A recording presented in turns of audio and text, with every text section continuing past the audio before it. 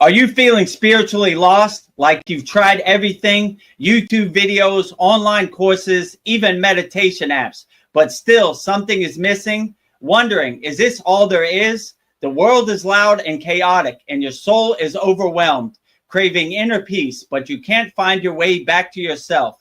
This is exactly why I created the Kriya Yoga Masterclass and my proven soul coaching system to help people just like you. This isn't a video you watch and forget. It's a daily spiritual lifeline that brings you back to your soul. So if you're done feeling lost and you're ready to start transforming, then come join us. This is more than a course. This is your lifeline. Go to kriyayogamasterclass.com.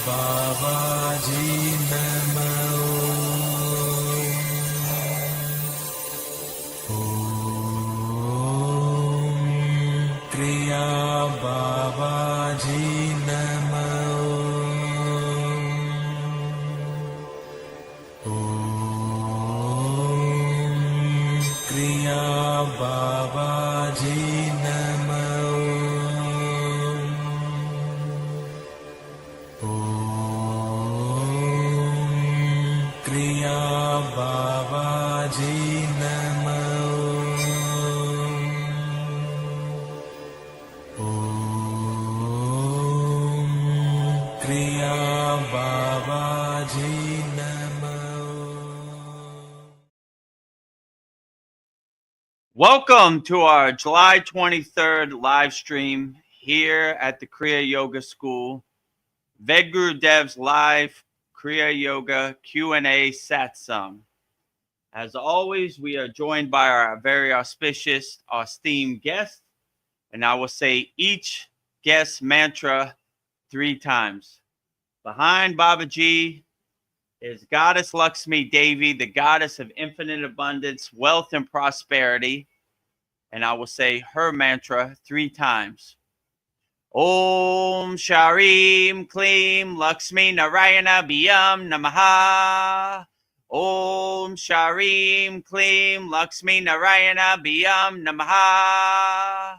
Om Sharim Klim Lakshmi Narayana Biyam Namaha. Next to her is the highest of them all, the first yogi, Adi Yogi, Lord Shiva himself. And I will say his mantra 3 times also. Om Namah Shivaya. Om Namah Shivaya. Om Namah Shivaya. Next to Lord Shiva is Lord Ganesha, the Lord of success, remover of all obstacles. And I would say his mantra 3 times also. Om Gam Ganapataye Namaha. Om Gam Ganapataye Namaha. Om Gam Ganapataye Namaha. Next, I will say the fountainhead of Kriya Yoga, the main pointer, the deathless, immortal, Himalayan guru, Babaji himself. And I will say his mantra, his Mula mantra 3 times also. Om Kriya Babaji Namo. Om Kriya Babaji Namo. Om Kriya Babaji Namo. Next to Babaji is the highest yogini in the Kriya Yoga Parampara lineage tradition, Mataji. And I will say her Mula mantra 3 times also. Om Kriya Mataji Namo. Om Kriya Mataji Namo. Om Kriya Mataji Namo. So now that we have honored and paid respects and blessings to all our auspicious honored guests, we will start our July 23rd Q&A Kriya Yoga Satsang here. But before I get started, make sure you subscribe to at Vedagurudev YouTube channel. We're getting very close, over 1,000 subscribers. So make sure you subscribe and support the channel and get us over the 1,000 subscriber mark. It's at Vedagurudev. And if you would like to discover the secrets of Kriya Yoga 100% free, go to freekriyayogamasterclass.com. We have over 350 members from all around the world, and very many from India also. So India approved free Kriya Yoga School. Go to freekriyayogamasterclass.com. And if you would like to master the supreme science of Kriya Yoga, go to kriyayogamasterclass.com. We have over hundreds of Kriya in our paid Kriya Yoga Masterclass. And yeah, I will give you one-on-one coaching.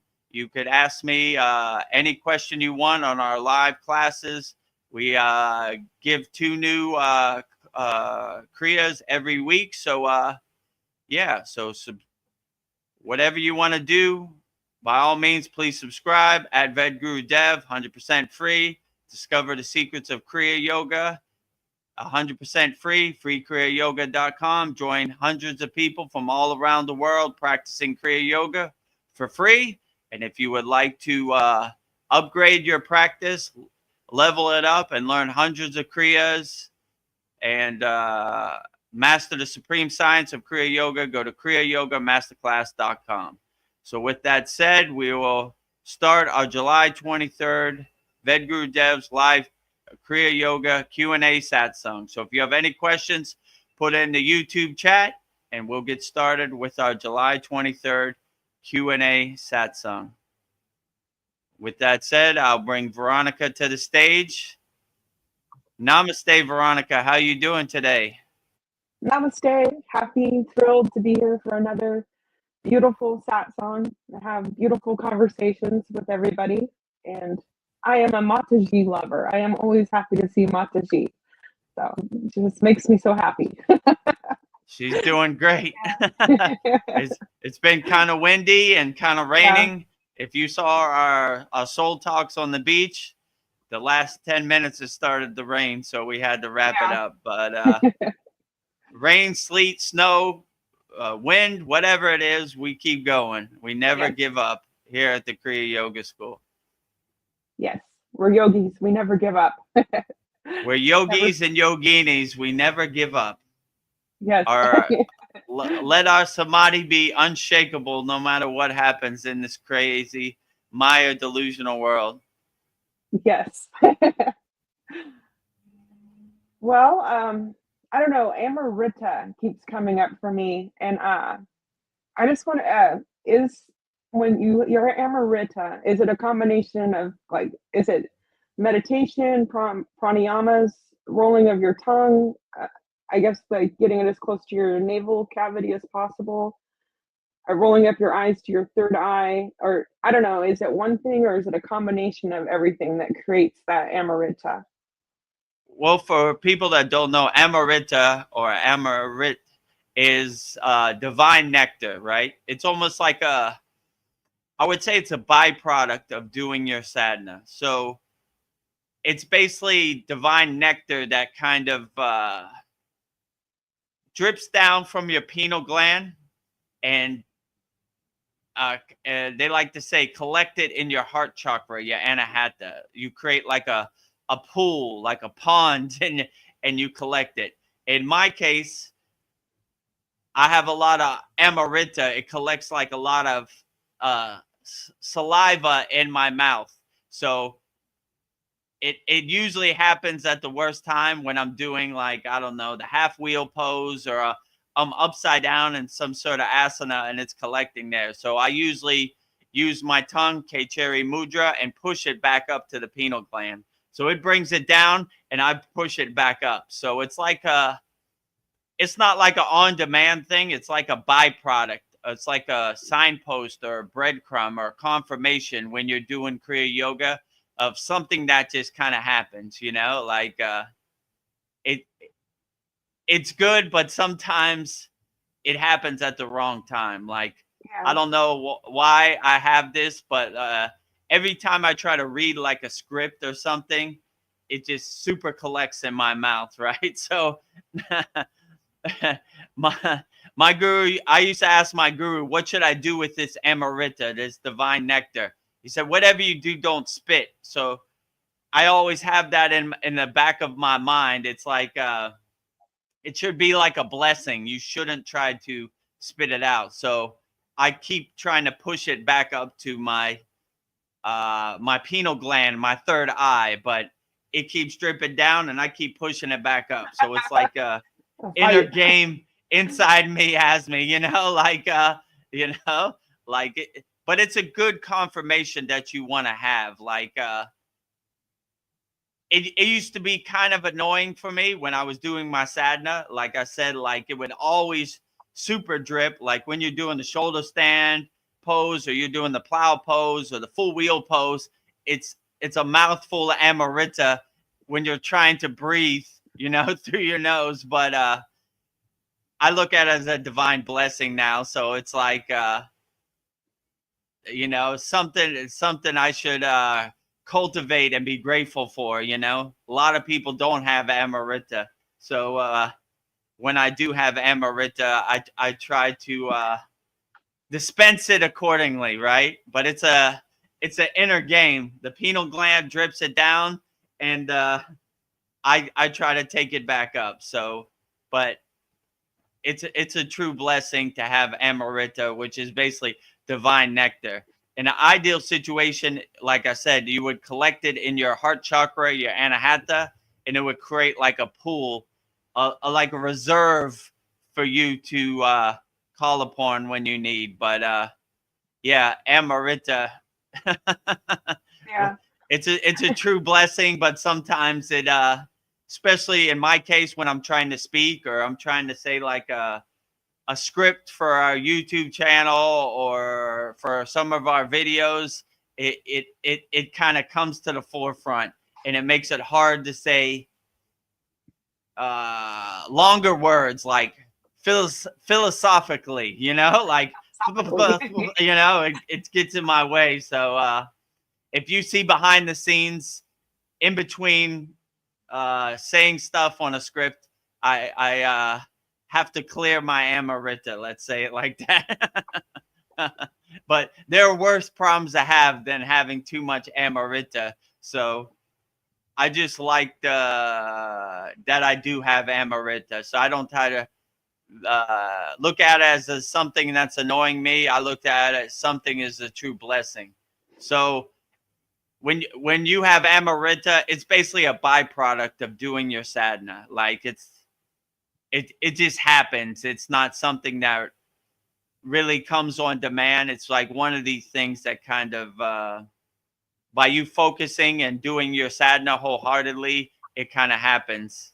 But I look at it as a good signpost, a good breadcrumb, a good blessings on the path of Kriya Yoga.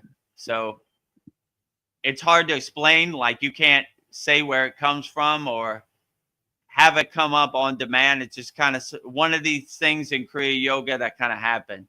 So I look at it as like I said, like a signpost, a breadcrumb, a blessing on the path of Kriya Yoga. When anytime divine nectar Amrita happens. Yeah. I don't know. That's amazing. I don't know. It's the pineal gland. I guess it's like the size of a piece of rice, and for that to like create so much Amrita in you, that's amazing. Yeah, I can't explain it how it happens. It just Yeah. kind of happens, and it waits for the opportunity to anytime I try to say like read a script, right? Like when I'm talking normally like this, it never happens. But when I try to read a script, it's there waiting for me. Yeah. so, so in between voiceovers or takes, I have to dispense it accordingly. But yeah, there's worse problems to have than having too much Amrita. So Yeah. And so that's like the key to unlocking your spiritual potential. That is a good signpost. Even though I guess it's a lot. It's annoying. But I don't know. I've heard that Amrita is like it helps, it's referred to as the elixir of life. It's like used to like heal the body. And I was thinking Dan Van Tree, it said that he carries Amrita in his, that's the oil that he carries. Is that what he uses to heal people? Yeah, I would definitely say if you have Amrita, it definitely heals you and is a good elixir to heal people, heal yourself. And yeah, if you have Amrita, you should cultivate it and put it on whatever sore spot or hurt spot you have, right? So that's a pretty good idea. So anytime I have too much Amrita, I'm gonna put it on wherever I hurt, you know? Yeah. Yeah, it's worth a try. You have a lot of it. Yeah. Yeah, why not? And then I've heard that it's like, it sounds like it's a lot of saliva, but I was reading that it's like, it's described as like sweet and cooling, and some describe it like a combination of ghee and honey. But, yeah, they would say it like divine nectar, like honey, like nectar, you know, like I don't know, I never really thought about it. Like yeah, like it's like honey, your spiritual honey, your spiritual nectar, your spiritual juice inside you as you. So like yeah, I really like that Dan Van Tree says he carries his Vitish Van Ram, which is basically his healing oil, is Amrita. That makes sense, you know? So yeah, it makes me think you could share it with other people. That maybe, yeah, definitely. Again, I don't know if this is true. I'm going down rabbit holes, but I just hold on a second. My trash man just came. Oh yeah, I'm gonna put out my trash. So I guess if he doesn't take care of the trash man won't take his trash. So he has to be out there and physically make sure that the trash man takes his trash. So I think he waits for Vedagurudev to not be there. So I hope that he's able to catch the trash man in time, or he'll have to wait until next week. I caught him. You know, they try to sneak up. They don't have no set plan in Thailand. They sneak up on me whenever they feel like it. So, you know, luckily I caught him because I was on the live stream. Yeah. So, okay, back to the Satsang. Okay. This is live, not Memorex, so these things happen, you know. Yes. So, what was your next question? I'm just going down these rabbit holes, and it's just something I just read that that a woman's female ejaculation apparently is also Amrita, and it's a way for women to release negative emotions and flow in positive. But I don't know. I don't have any confirmation of that, but I thought it was interesting. Like, so. Yeah, but then I was thinking maybe that's something totally different too. Yeah, that wouldn't surprise me if like Divine Mother, their sexual juice is converted into Amrita, right? Yeah. So it's a byproduct of their inner work that they're doing. So yeah, I would definitely say that's true. Okay. I thought you'd make fun of me. That's interesting because next time I'm hurt, I'm gonna find a way to use this Amrita and or help somebody else, you know, like healing gel or healing oil. So that's probably a good thing, right? Yeah, Yeah, it sounds like you have more than enough. You have plenty. I Yeah, have a jar of like water from the Himalayan mountains that I use it for that also, right? That's yeah, very healing, and a lot of people ask me for that too. When you go to the holy lake, Satu Pond Lake, can you bring me back some water? It's very healing actually, and very yeah. energized. So yeah, I'm gonna do that with Amarita too. That's a pretty good idea.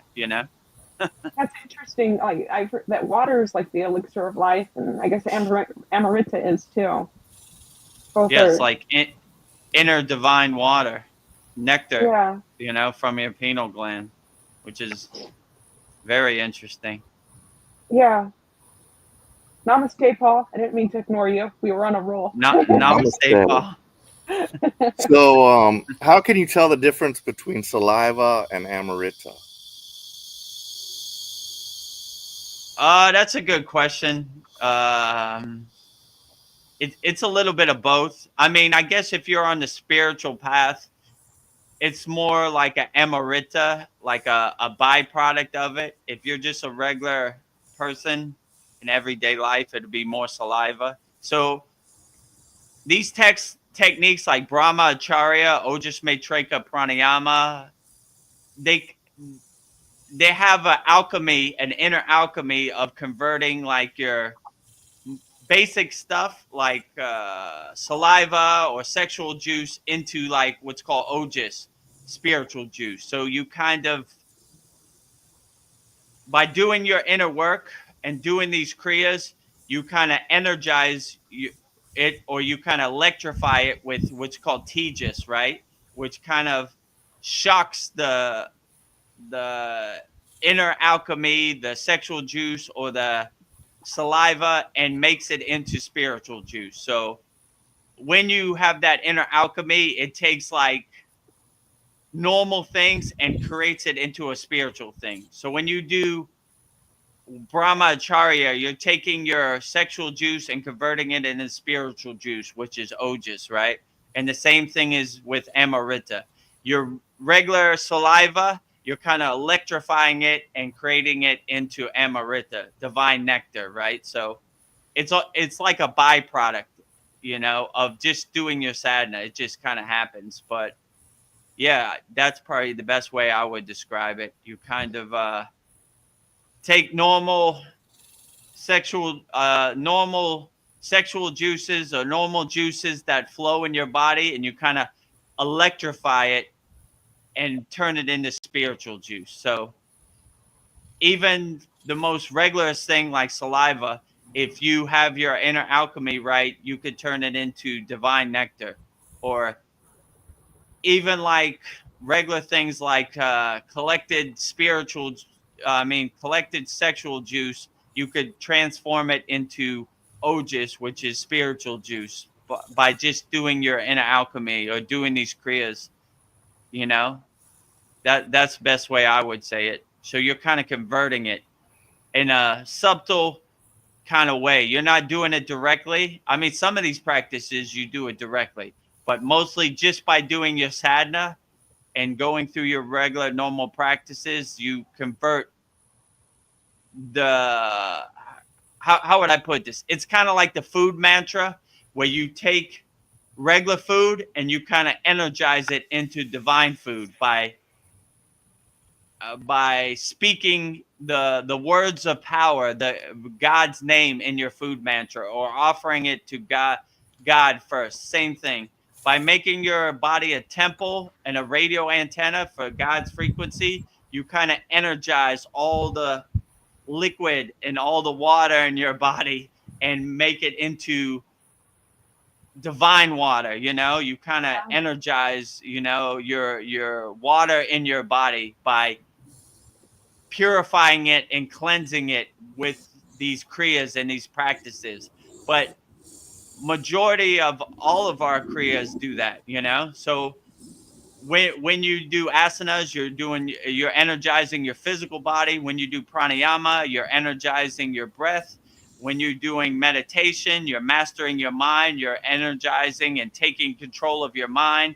when you do bhakti, you're singing songs and vibrating and radiating the words of power to whatever deity you're calling. And when you do mantra japa, same thing. You're kind of narrowing down the sound syllables and really energizing the water in your body and uplifting the cells in your body, or lighting the cells in your body and merging with the divine light. So it's a beautiful thing. So I've not noticed any increase in, I wouldn't really know if it was saliva or if it was Amarita unless it tasted different or something in my mouth, but I've not noticed any difference through my practice of anything like that.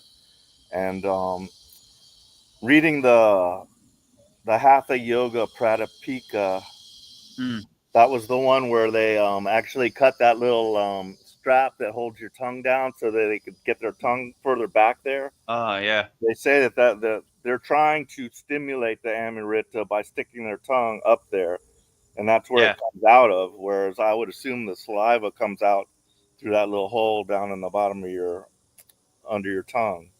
So anyway, I wouldn't know if I had Amrita or not.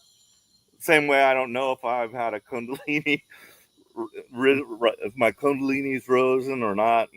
So at this point, it's just theoretical to me.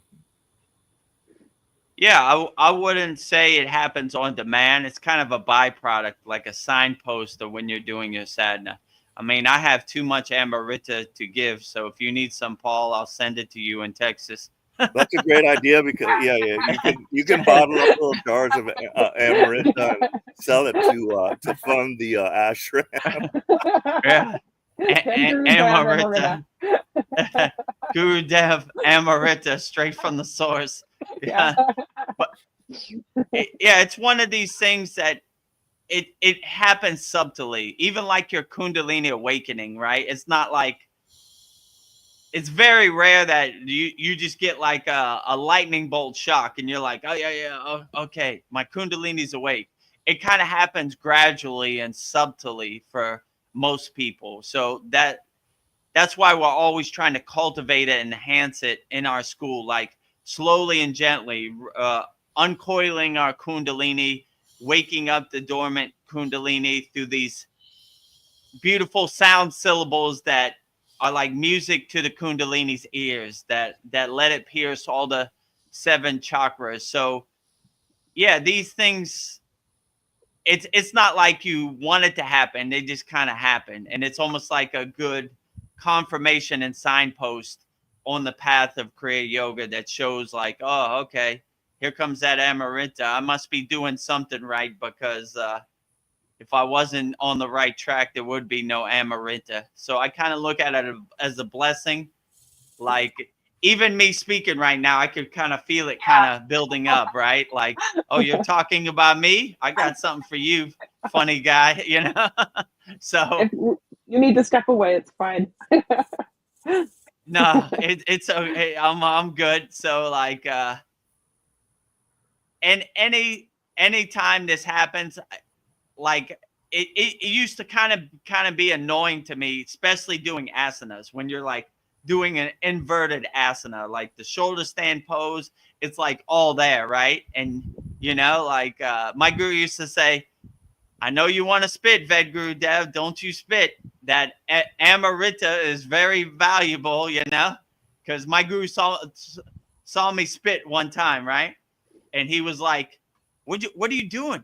What'd you just spit? And he was like, I was like, I got too much saliva in my mouth. He's like, that's valuable Amrita. We cultivate that. We enhance that. I was like, so what I do? He's like, do K-Cherry Mudra. Push the tongue up to the roof of your mouth and send it back, I was like, he keeps sending it to me, and then I send it back. So it's like a internal alchemy game inside me, like too much Amrita. So yeah, maybe I will start selling it, right? Like, you need some Amrita? I got it bottled up for you.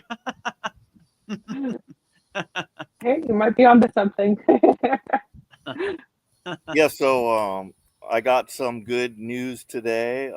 My application to bring my wife here did get approved, so Nice. happy Oh, about that. outstanding. But I really don't know the next step. I don't know.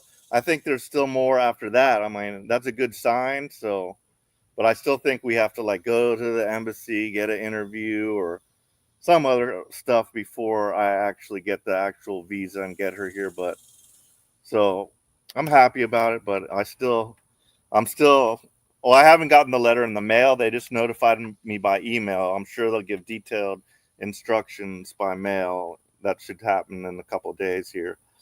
But so that happened, and one negative thing, well, it really was, it turned out kind of good, but my application for Social Security disability got denied. So immediately after that, I was like, and it was some type of technicality. So like, it's complicated because they want to know all your incomes and all this kind of stuff. So I decided I needed to have a lawyer to help me through that. So I was able to find online free, like a pro bono lawyer. They will do your case, and they will only charge you if they win it. So, that works for me because it's either that or I could, probably get nothing. So, and they don't take that much either. So I was surprised, and I don't even have to like go into their office. It's all done by phone. So, and they did accept me. So that's also a good sign because that means they looked at my, stuff and they think I have a good chance of getting it. So that's still in the works, and the shots for my eyes are still in the works. So I did get I also did receive my Raksha beads that I ordered, and I have stuff to say about that. Yes. Nice. So what I noticed about them, so I've got now 3 different types of malas. I've got the Raksha, and I've got the little smaller wooden ones, and then I've got like a big stone one, with various types of stones. So they all kind of have different properties and everything. So what I noticed about the Raksha beads is they're very noisy. They rattle, the other beads are kind of quiet, but these beads are like, they're rattly and stuff. And I just like hear them singing to me. And so I tried counting with it also. And what I noticed also about them, it's very long. So it kind of like drags on the ground and stuff. Whereas my little round ones are more, it's a lot shorter and it's kind of easier. So I think those might be my favorites, the little round wooden ones. And I might just wear the other ones, but I'll probably just switch out back and forth probably. But and then it did come with the little bag too. That's why I bought these particular ones. So Yeah. it came with a little bag that you stick your hand in and your finger goes through. It has a little Oh, hole it for your does have finger. that. Yeah. So you know what I'm talking about, right? Yeah. Yes. You put your pointing finger through the little hole in the bag and you count it in the bag, right? Yeah. That was a big thing for my guru, right? He was like, we don't show people our mantra japa practice, right? So in the Himalayan yogic tradition, we people who shouldn't see it can't see it. That's what they would say. It's not meant for regular people to see your yogic practice. So you never touch your Raksha beads with this pointing finger here, and you put it through the hole. And I have one of those bags. I actually have 2, and you do your mantra japa inside your bag, right? Like this, so no one could see it. So yeah, when you're out in public, it's a big deal to show your Raksha beads, right? But when you're alone in the Himalayan mountains or around other yogis, it's okay. So But yeah. I was thinking to myself, I'd probably be more embarrassed to have this little yellow bag around my hand. It's got like pictures of goddesses on it, and it's like bright, like kind of yellowish orange. And I'm like, I'd rather Love just it. have the beads. To be honest with you, I'd use my small beads and just kind of keep it down low profile. But Yeah, that's true too. Like one of those bags I have has a swastika all over it, right? Oh, So if you okay. would see that in the Western world, you'd be like, this guy's a hardcore Nazi, you know, like, no, not that at all, you know, like, so like, yeah, I agree with you. It's like bright orange or bright yellow, you know, so like it's, you know, it kind of defeats the purpose. It brings Yeah. more attention to the mala than it should, but that's just the way they do it in India. But that's interesting. You were able to get a bag with the finger hole, you know? I Yeah. thought that was a exclusive India thing, but Yeah. I'm So it glad to has see they got it. I'll show it to you when I go in the house, but it has a picture of a goddess on it, and so maybe you can tell Mm, me who it is. It has Sanskrit writing, but I can't make out the name of the goddess. But it could be Gayatri because it's a multi-headed female god. But I don't know if Kali nice. and Durga have it all. Do they all also have multi-heads? Yeah, sometimes, you know, and they have like Durga has multi hands. But Okay. who else has multi? Maybe it is Gayatri. That'd be even cooler if it was Gayatri. Holly. You know, Yeah. Kali, yeah, Kali, you know, yeah, for sure. Um, but yeah, I was just thinking like people looking at me thinking I'm crazy, but in You're my crazy. head, they're the ones that's crazy. But I can totally like understand it because I was brainwashed that way too. It seems Yeah. weird. They're gonna look at you and like, what the heck is this guy? He's got a yellow bag on his hand with his finger poking out. What the hell is he doing over there? It's pretty between humorous. between me and God, yeah. If you pull up next to me at a light, and I have my windows down, you can see me singing bhajans, right? And they always look over at me like, this guy is crazy. What's he singing? You know, I look at them like, you don't know Gayatri? You're crazy. I'm not crazy. You need to wake up, right?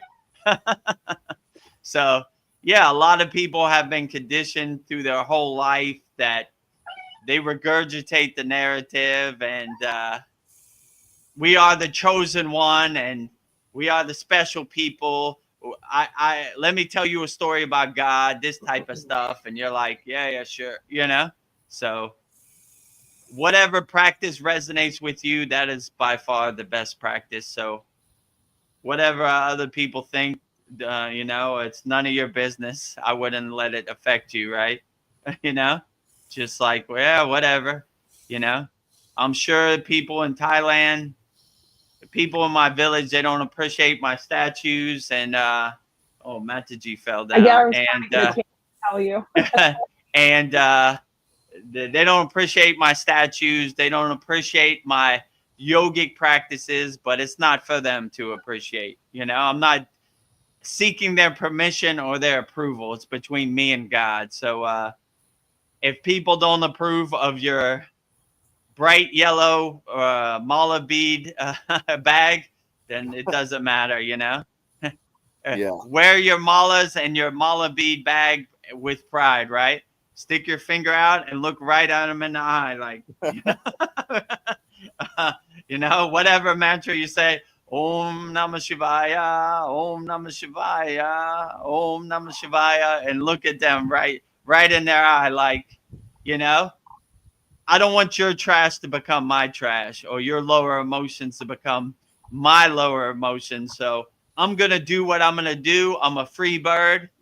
I'm going to fly high. I'm going to feel the wind and the sun on my face. And if you don't approve, it doesn't matter. I don't work for you. You don't pay my bills. You're not in my family. It doesn't matter what you think. So, you know. So yeah, so I wouldn't let it affect you. You know, it's a good opportunity to show how unshakable your Kriya yoga practice is, or your mantra japa practice is, right?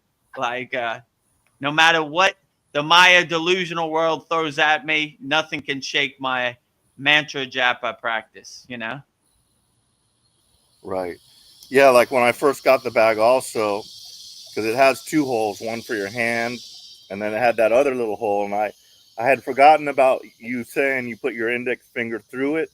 And I was like, oh man, they sent me a defective one. It's got like a little, because it was just like a little hole there. And I was like, this is not sewn together. I was thinking maybe I should just sew it up. But then I was like, oh yeah, the finger. And then I tried it with my hand and I'm like, oh yeah, that's perfect for my index finger to go through right there. Yeah, when I first saw it too, I said the same thing. Like, why is there a hole in my bag? You know, there should be no hole, right? And then my guru said, you know what it's for. You know, he showed me the index finger. And when you see in our Kriya Yoga school, I've made it a habit of every time I do mantra japa, I never touch the mala in line with our Kriya Yoga tradition, our parampara. So like, you know, like, yeah, so I'm just in the habit of doing it now. But when you start out, it's okay to like touch it. So you have like it doesn't slip. You have the grip, but now I'm used to it. So my what do you call it? The middle finger is set up to do many mantra japa. So it's I probably have a line in my middle finger where my mala beads just fit right in that. So my middle finger is eroded from so many millions of mantra japa. They call it when you do a lot of mantra japa for like a certain deity or a certain guru or ascended master. They call it, I think, minor siti is like 10,000 raksha beads, and like major siti is like 1,000,000 raksha beads. So, you know, they say once you reach minor siti and definitely major siti, God starts to say your mantra japa for you. So it's called a japa, which means like God says your mantra for you, right? So you don't even have to say it. It becomes like the soundtrack in the background of your life. So, you know, God says the mantra japa for you, which I think is a beautiful thing, you know, like I really like that. So I've said so many mantras for different deities in my life that God just says it in the background of my life. So it's I don't have to do mantra japa for 10 minutes every day. It's a 24-hour loop in my background, you know, of my life, right? So Om Namah Shivaya, Om Kriya Babaji Nam Om. It's always kind of looping in the background, which I think is a beautiful thing. Nice. Let me put Mataji back up. And give them a chance to stretch. How's your new job going, Veronica? So I don't start till August 30th, but Oh, I have okay. to do all of these things they want me to do. Like I just, they want me to do a drug test, and I made the appointment for this Friday, and they're like, no, it has to be within 48 hours. So I guess they want to make sure I'm not cheating, and I don't do drugs. So I thought I was going to be late tonight, but I was able to get it, schedule it for tomorrow morning. They're giving me an extra 24 hours. But they've already done a credit check. They want to make sure I have good enough credit. But the reason I'm doing a job is so I can pay bills, so I can't have good credit. And I just did checked all my identifications, and I guess now I'll have to do a physical soon. But I feel like I'm working for the Secret Service. I have to do all these requirements before I could start this job. So I don't know. I have a month to get it all done, but I'm still excited about the job. But it's a lot of things that I have to do. So that's how the job's going. Great. Yeah. They make you go through a lot of hoops and guidelines and laws so you could feed your family out here in this Maya delusional world, right?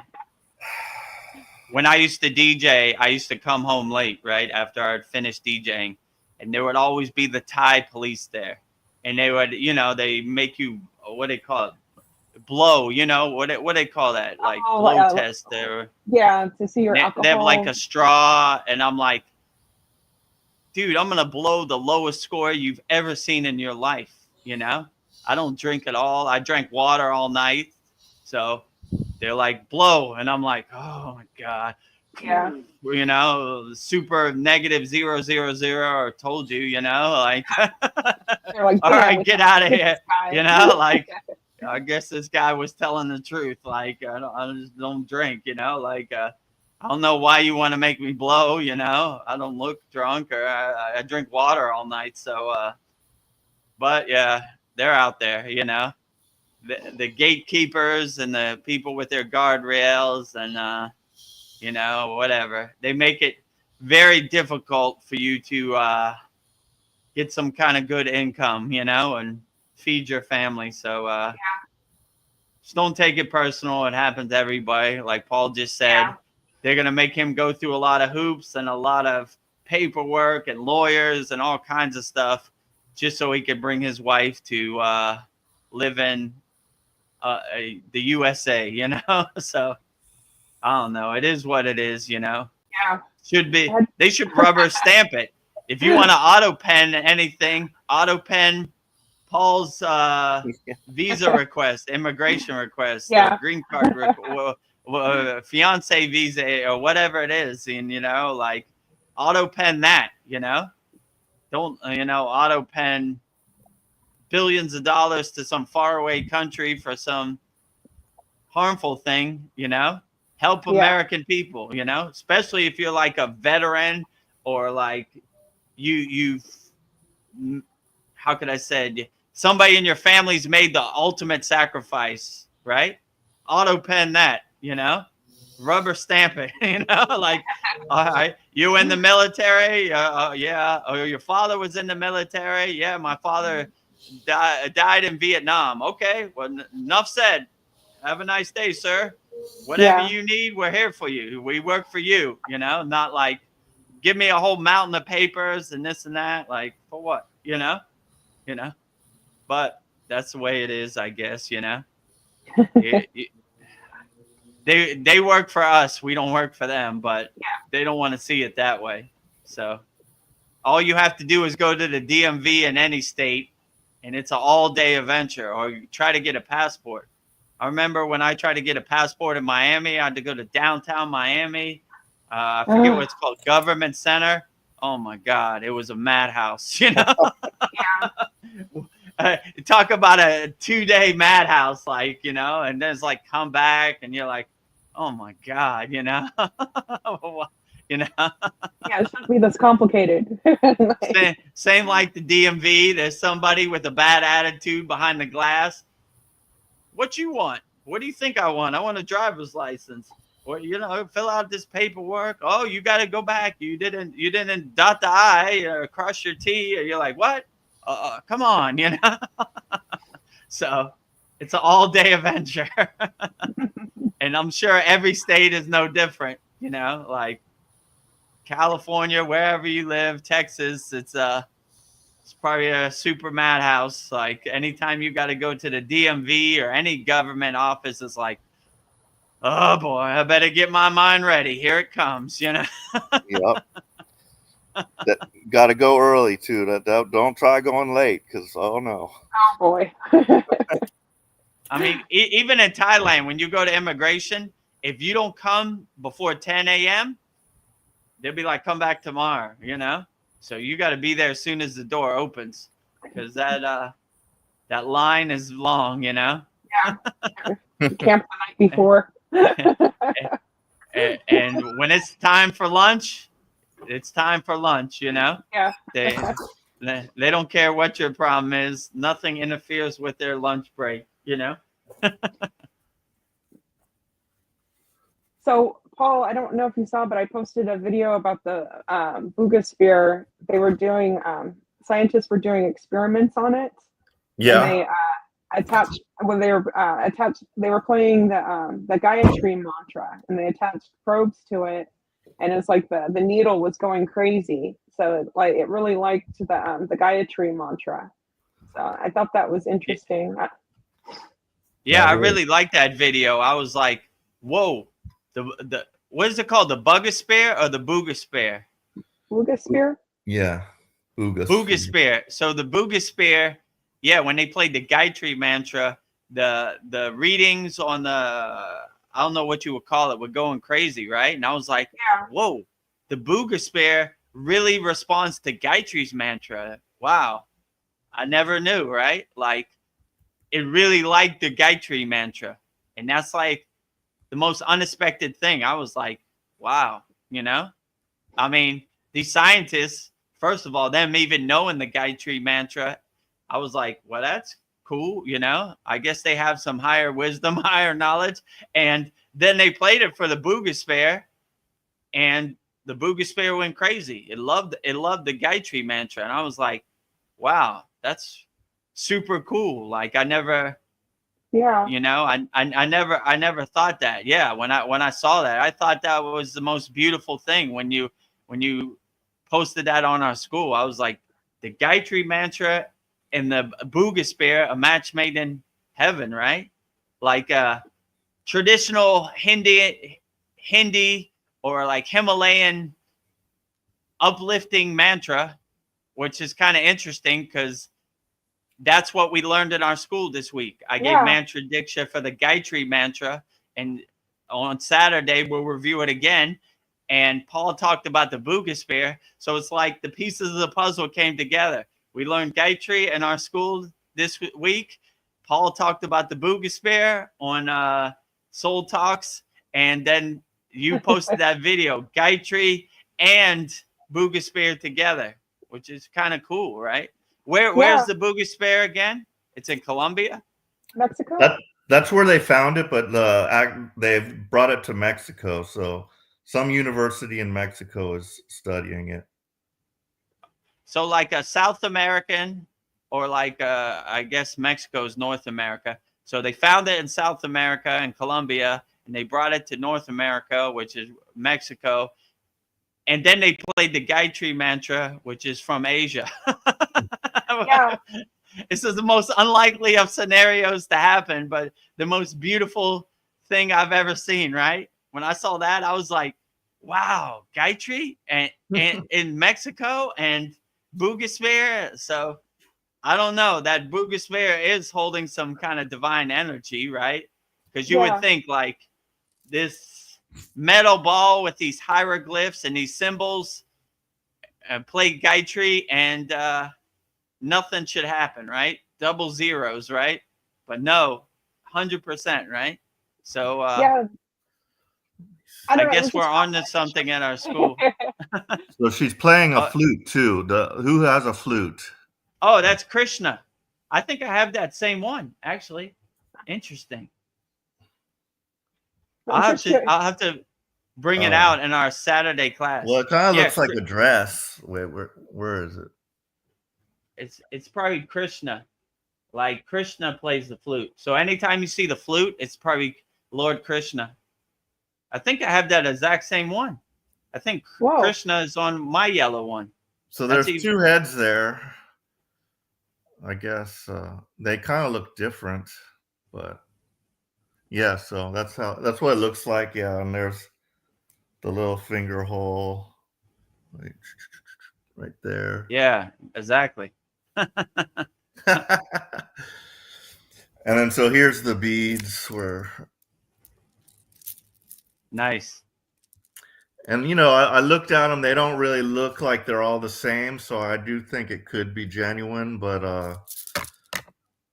I was looking at one that they had at the yoga studio, and there was a new guy there. He was Indian also, but he didn't really study. He wasn't like brought up like with going to temples and stuff. But of course, just being in India, you hear all the stuff, and he knew about Raksha beads, and he knew somebody that his like grandfather that did it all the time, and he was telling about the fake ones and how they're pretty expensive.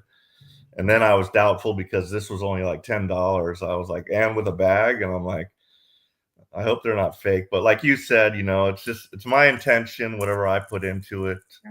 Yeah, really. Your energy.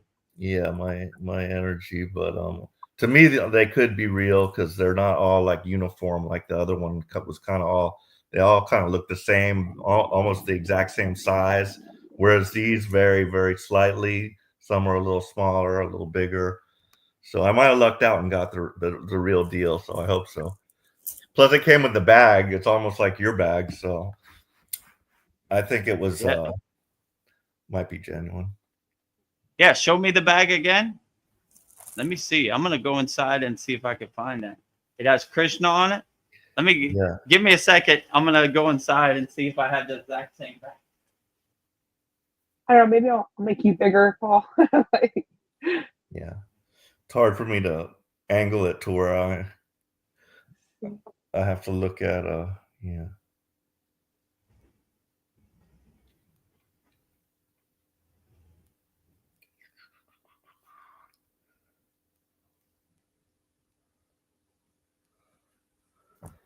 Yeah, so I have. Can you see it?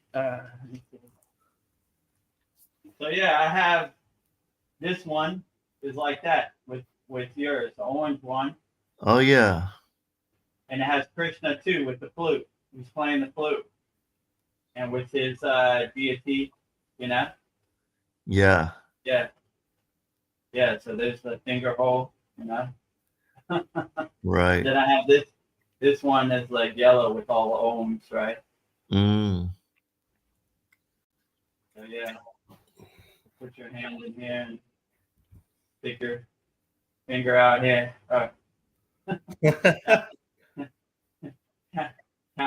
Count your rupture beads inside here, right? Right. And same one here too. Many miles on this. Yeah, it looks like it. And kind of worn out. So yeah. Yeah, it says Hare Krishna, Hare Krishna, Hare Krishna, Hare Hare, right? Yeah. Yeah, mine's all in Sanskrit, so it doesn't really say the name. Oh, yours is in Sanskrit? See, Yeah. you can see mine better now that I'm blown up. Oh yeah, cool. Yeah, I have that one too. Yeah. Kind of cool, right? Yeah, mine's in English. Yeah, and this one just ohm with a bunch of ohms. So interesting. Yeah, It's so my, cool my and yoga instructor also today sang the Gayatri mantra. So cool. it was nice. Usually when we're doing our savasana, they will either like play bowls or sometimes they'll chant. Mm. And so she was singing that. She has a really beautiful voice. She can really make it sound so good. And so afterwards I complimented her, and somebody else was asking about, she's like, oh, what's Gayatri? You know, one that didn't know. And I added in that there's a Hindu deity named Gayatri, and the instructor didn't even know that. She just knew the words and knew kind of what they meant, but she didn't know about the deity also associated with it. So I filled her in on that. But She knew the Gayatri mantra and she didn't even know there was a deity Gayatri. exactly. Interesting.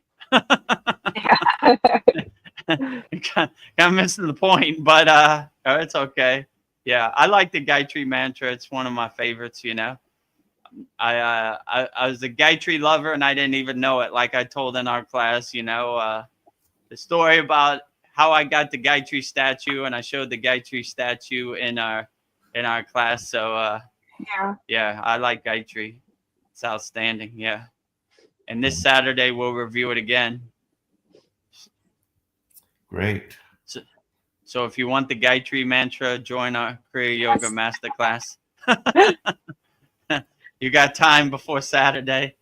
Yeah, that one's definitely on my list to as my next one that I need to practice and learn, you know, because it is a nice one. But that it's one, it's in the PDF, and I break it down like all the mantras. Like this is how they write it in Sanskrit, like in English, and this is how it's really pronounced. Because that's always been my Achilles heel in practicing Kriya Yoga, like the proper pronunciation of each mantra. So I wrote it out in American English, like, you know, like Om Boo Buva, you know, like boo, like a ghost, boo va, you know, like, so I kind of write it out. Bargo Deva Sadi Mahi, you know, so I kind of write it down. Bar Go Diva, you know, so Yeah, that really Yep. helps.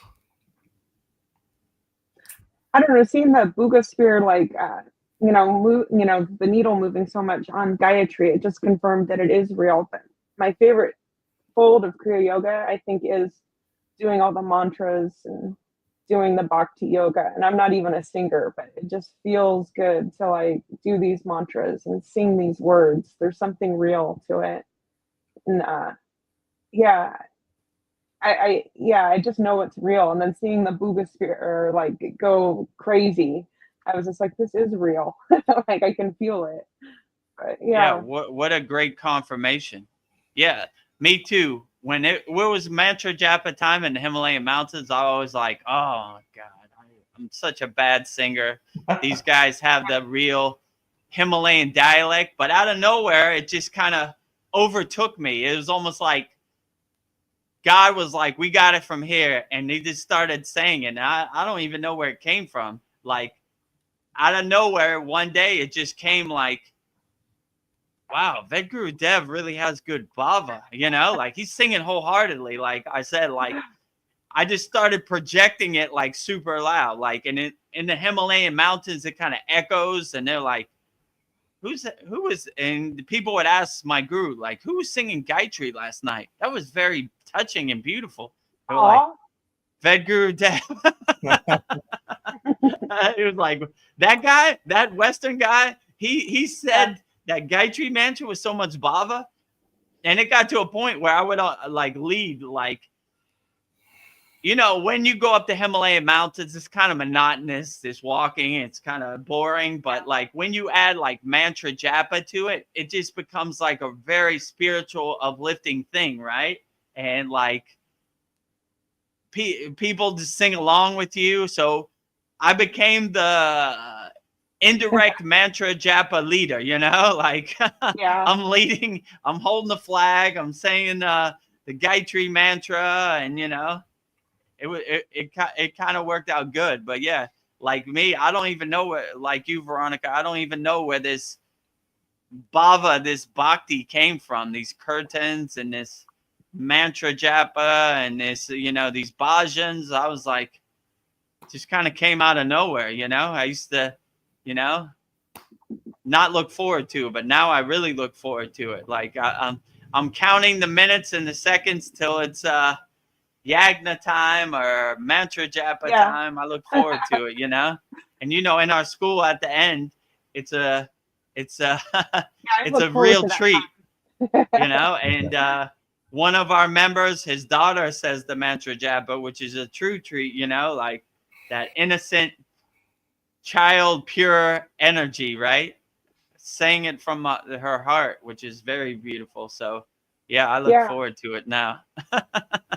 That makes me think about when we were marching in boot camp, we would have marching songs, and that definitely made it much more, you know, fun to march. And just like, you know, instead of just like, oh, it's so hot out here and all that, you know, you're just kind of having fun singing with everybody else. And it kind of sounds good when everybody's singing the same thing. And you're trying to outdo other marchers that are, this was like in our A school where we get trained, and so you marched from one class to the next, you know, and you'll have various ones singing different little things, trying to outshine the other groups. But yeah, so singing definitely there's something to it that is, you know, energizing, I guess. Yeah, definitely. When you're in the Himalayan mountains and that cold and that, oh, the wind is brutal, you know? And so it helps ease the discomfort of climbing the Himalayan mountains, the mountain steep. Yeah, when you have a good song or a good bhajan to sing, it's it's beautiful, and everybody joins in, and sometimes they sing their, song, So it passes the time a lot better than just the monotony of one foot in front of the other, Yeah. And I like that these American military, their songs are funny too, like they say funny things in Yeah, it, they right? do. Like, so it's kind of gives you a good chuckle, a good laugh when they say things in there, That is true. So on the And it's Boogosphere yeah, videos, go did ahead. you guys see where it was flying, where they filmed it flying around? No, And the I didn't one I see that. posted. Oh, I saw what you posted, but yes, yeah. Because Were that they was just flying like around? really amazing. Just seeing that metal ball like just floating through the air. It was kind of like a butterfly. It was just like, it wasn't like just a straight path. It was kind of like going up and down like that. And then you see it go by those power lines, and then it's laying in the ground. You see the guy walk up to it and grab it. He said it was super light, and then it got heavier as the days wore on. They say it lost its energy or its anti-gravity properties, so it got heavier. It ended up weighing like 10 pounds when it started off like 2 or 3 pounds. It was very light, they said, but yeah, it's just it's kind of mind-blowing just seeing that, and just like, and it has all the Sanskrit writing around, or not Sanskrit, but it had some type of hieroglyph, right? Yeah, so Well, if you see definitely. the Boogosphere start singing Gayatri's mantra, you might make a new friend, right? It'd be You would like, think yes. you would think this would be on mainstream media, right? Not a word about it, like you have to dig to find this stuff, and it's like they're definitely hiding it, they don't want the general public to know this stuff, I Oh, I guess. definitely would like to see the Boogosphere. That's Yeah. interesting to me. All this other junk, uninteresting, Boogosphere, especially when I saw that video that Veronica posted on a school about Gayatri, and I was like, whoa, man, this blew me away, like blew my socks off. Like Boogosphere, South America, Gayatri, India, a match made in heaven. Like, how is that possible? Like, that blew me away. So if you see some Boogospheres, maybe I'll try to invoke a Boogosphere singing Gayatri 108 times, one mala, right? Right? Come on, Boogosphere, I'm calling you. I got the Gayatri mantra, right? Come on. I'm calling you. You don't need to go see other people that don't know Gayatri mantra. I know Gayatri mantras, Come, I'm invoking you. I'm calling you, That's interesting. That would be a great experiment to have it hooked up and you sing to it. I'd like to see what it does. That would be amazing. I doubt they'd give me the opportunity, but I don't know. Maybe, I don't know. I know. Fly me in. Yeah, fly you in. Anything's possible. But I wasn't even looking for that video, and I just it was just like randomly I saw it. I was like, oh, I was supposed to see this. I'm supposed to share this. I'll definitely check that out later. But yeah, look at all these synchronicity. By coincidence, which I don't really believe in, this week we decided to give mantra diksha for Gayatri's mantra a day after Paul on the Soul Talks talks about the Boogosphere. A couple days later, you post a video of Gayatri and the Boogosphere, a match made in heaven. Yeah. How can you explain that? So if I see a basketball-shaped metal thing flying around my house, I know exactly what to do. Get in position and hit that Gayatri mantra as much as I can. Sing from my heart, right? Maybe bring out the conch too. Hello, I've been waiting for you. Here comes Boogosphere, I'm over here. Flag down the plane, right? Come on, I'm over here. You don't have to look no more. Come here. So if you see next week, I have a big metal ball, the Boogosphere. My plan worked. Yeah, I wonder Is if there that Buga is there many Booga spears, or there's only one they found? They only have one that they like actually captured, but shortly after the first one was gotten, another guy saw one and got video footage of it flying around. So yeah, there's at least 2 of them out there. So the only reason they were able to capture it because it got stuck in some power lines and it short circuited it, right? Exactly. That's how they. Yeah. So maybe one will show up. There's more of I'm them. not gonna try to capture it. I'm just gonna enjoy it. You know.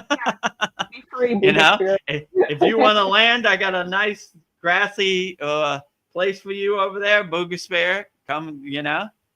But by all means, Boogosphere, be free. You know. I'm sorry they caught one of your other people, but I wouldn't have known about the Boogosphere unless Paul enlightened me. You know. So Yeah. I'm not gonna try to put you in a cage or test you. I'm gonna just enjoy your energy, right? Yeah. Maybe I could have a Boogosphere audience, right? Every morning I say my Gayatri mantra. It just comes, hovers in the air, and when I'm done with the Gayatri, it takes off. Or whatever. Maybe it likes multiple mantras. That's interesting. It likes mantras. I have a squirrel that comes. I don't know how it knows. It's got like some kind of timer. Every day it knows exactly when I'm going to do my mantra japa. It sits there and enjoys it. And once I'm finished, the squirrel is gone. But I don't know how it knows. It knows, you know. So hopefully the Boogosphere is the same way, right? All right. I got the Gayatri mantra. You know what time it is. Hover around or land, whatever you want to do. You know, up to you. Be free, Boogosphere. and I enjoy the audience of the Boogosphere. That would be a true blessing. Yeah. So I did I'm supposed to be transitioning to working for this new guy, and he said he was going to be here in the middle of the month, but he hadn't shown up, so I sent him a message, and he said he'll be here within the next few days. I was thinking I would maybe have another month at the shop, but it looks like he's going to be here. So I'm a little nervous about this whole transition, because I got my routine. I get to work, and then I microwave my lunch, and I sit there, I watch videos, and like that's all going to change now. It's just I'm kind of a little freaked out about this. And then also, like, I've been by myself now for quite a while, and I'm going to have somebody here with me. I'm like, wow, my world is like drastically changing. And it seemed like it was taking a long time, but now that I'm there, it's like that happened pretty quick. But I don't know, just a little nerves about it. Look at the silver lining. Like when the C word thing happened to me, it took a while to decompress, but then I began to see the opportunity and the silver lining in it, and I started to enjoy it. So if you're transitioning out of the workforce, look at the silver lining and the true blessing that it is, because I understand it takes a while to decompress. You have your system, you have your framework that you use every day. Like when I used to go to work, I used to go here and eat. I used to do this and that. Like it was all planned out. Like my schedule was all planned out. So when they throw you out of the loop and by some other means you can't work no more, the C word, and it takes a while to decompress. Like there's that couple weeks or a couple days of decompression. Like I don't have to go to work, Oh, it's 11 a.m. I gotta watch I gotta watch my videos, so you have your system, and when your system gets messed up, it takes a little while. But I would enjoy the true blessing, anytime you can get out the workforce, that is always a true blessing, right? Yeah. Well, I'm still going to be working for this guy, but it's just the fact that I would feel awkward about like sitting there, like watching a video at his shop, because I'm like, then I'm like loafing. Whereas if it's my shop, you know, I'll do as I please. You know, I won't eat when I want, and I watch videos when I want. So I don't know, but yeah, I'll get used to it. I'll find another time to watch my videos, or maybe I'll still be able to watch it there. Who knows? Just depends on how they are. Whenever he leaves the shop, just watch your video. Yes. I'm sure that's what most people do, right? Like the boss is here. Yeah, I'm working hard. You know, the boss leaves. You know, let me see what's going on YouTube right now.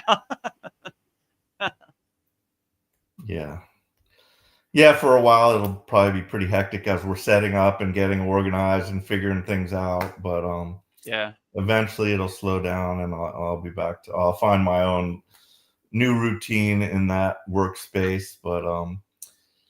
But yeah, a lot of responsibility will be off of me, and it's closer to my house. It cuts like 15 minutes from my drive, so.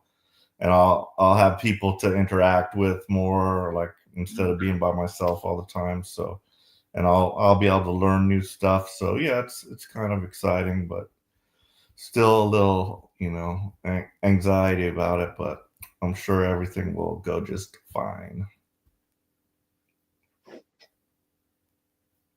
Great.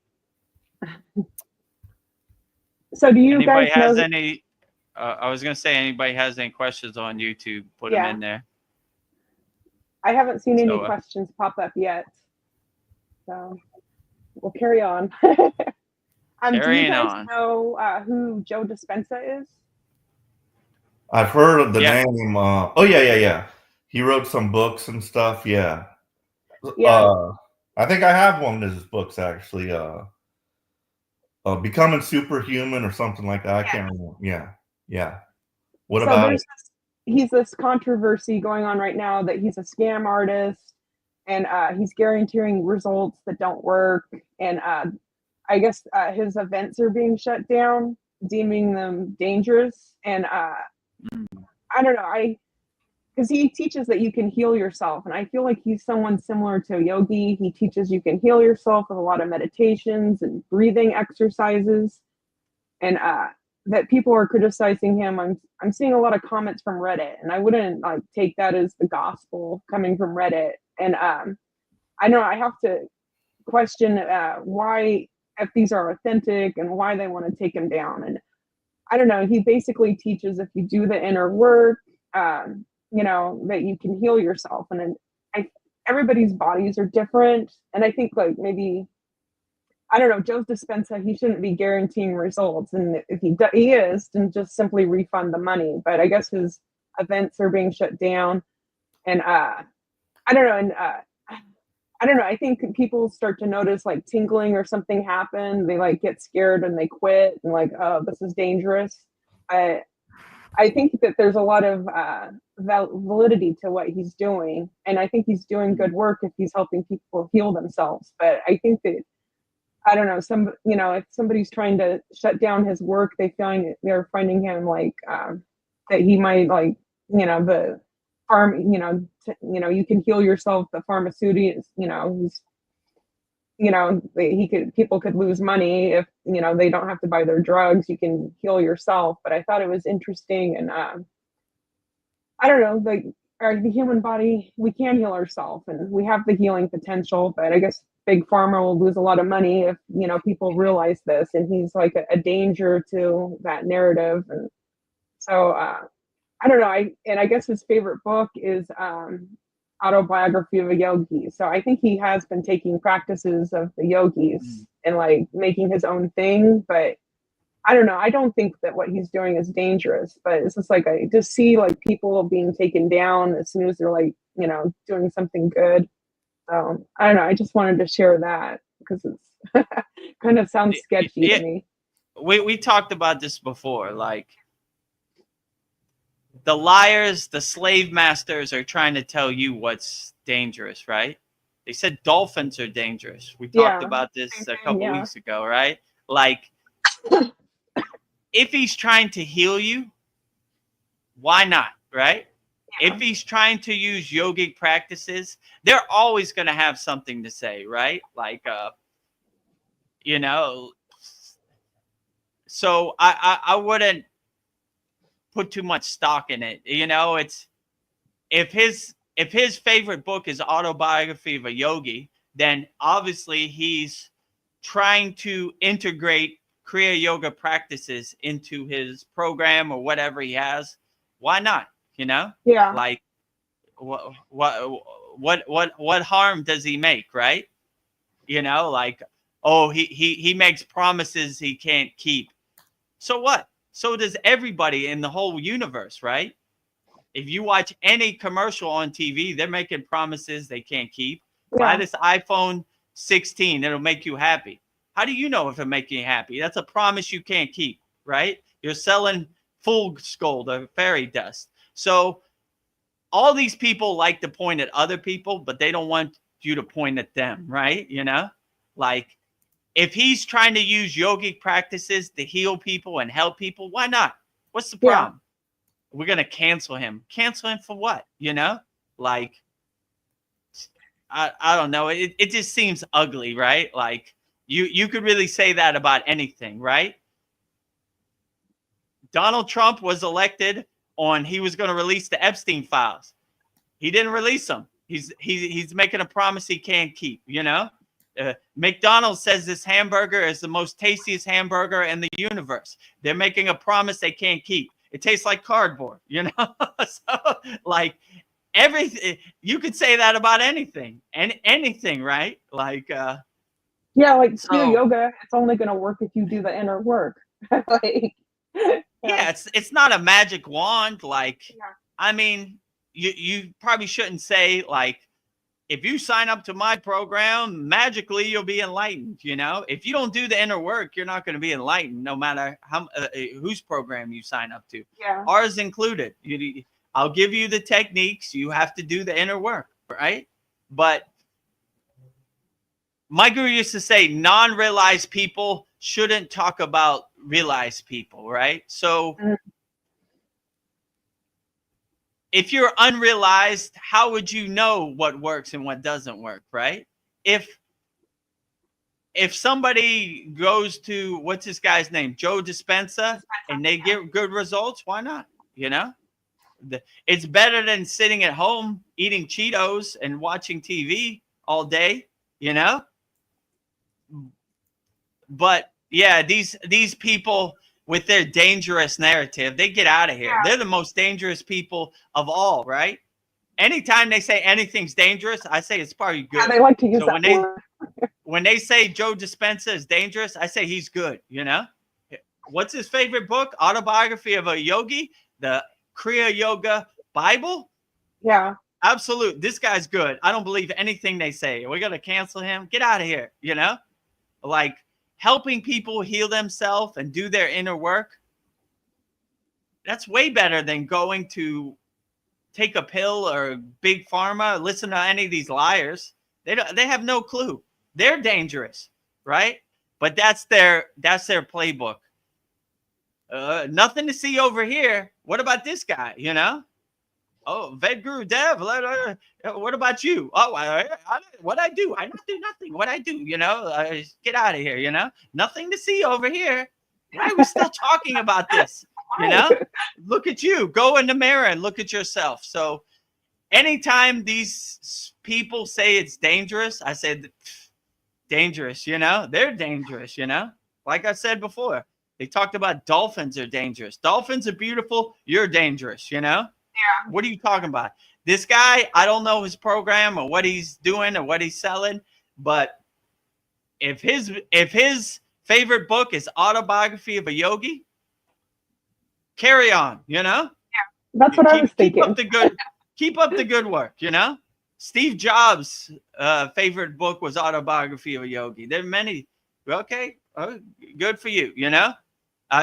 I believe this guy more than I believe somebody else who hasn't read Autobiography of a Yogi. So, you know, I don't know. So what are they trying to do with this guy? They're trying to cancel his, him? like his events and like and that most of the negative stuff is coming from Reddit. When I think that's suspicious. Like his events are being canceled mysteriously, so he's not able to like have his classes, his events. So his events, the place that has the event space won't let him have his event. Yes. So he's carrying on, but things out of his control are being shut down. Yeah, you know. Yeah, he because can't of like the many pressure. people. Yeah. Oh, whatever. You know, Reddit.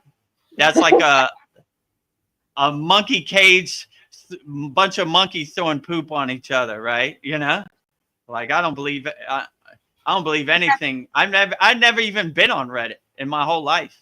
Yeah. Stay away from there.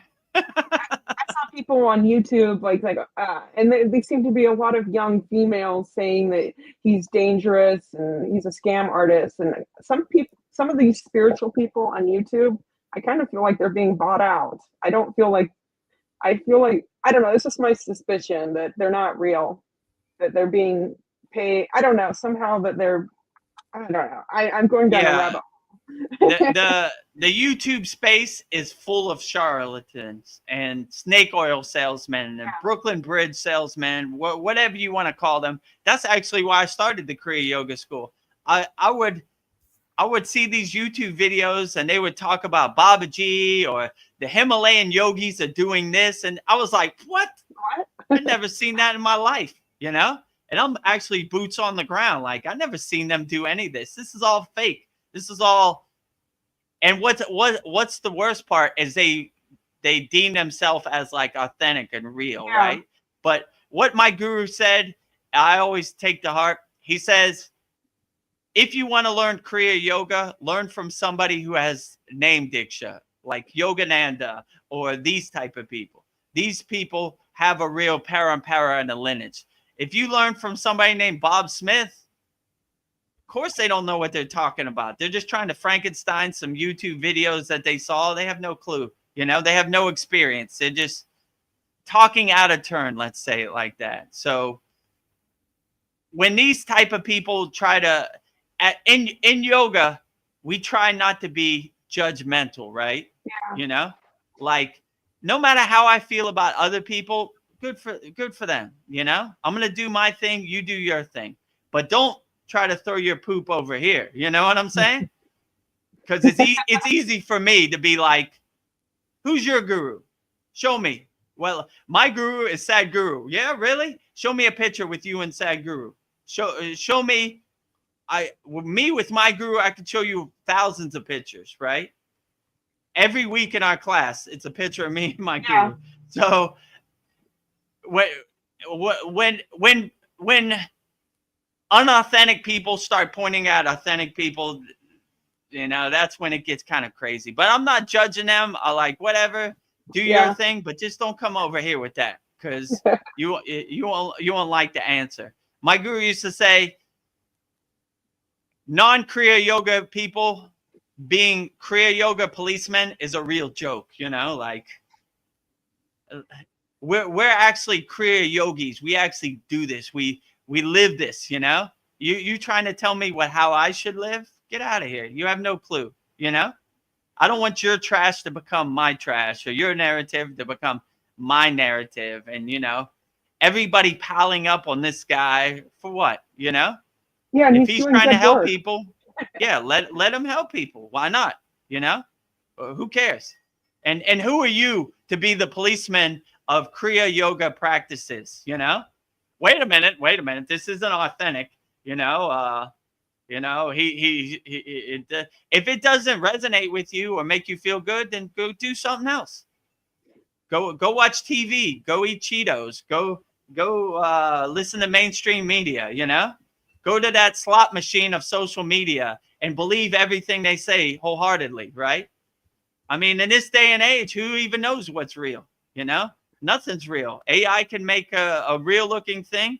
I saw a video of a leopard riding on a dolphin's back, asking for help in the ocean.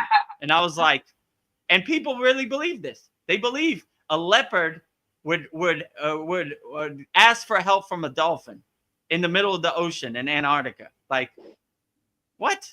Yeah. You're delusional. You know what I'm saying? Like, if a leopard could get a dolphin, he'd eat it the first second, you know?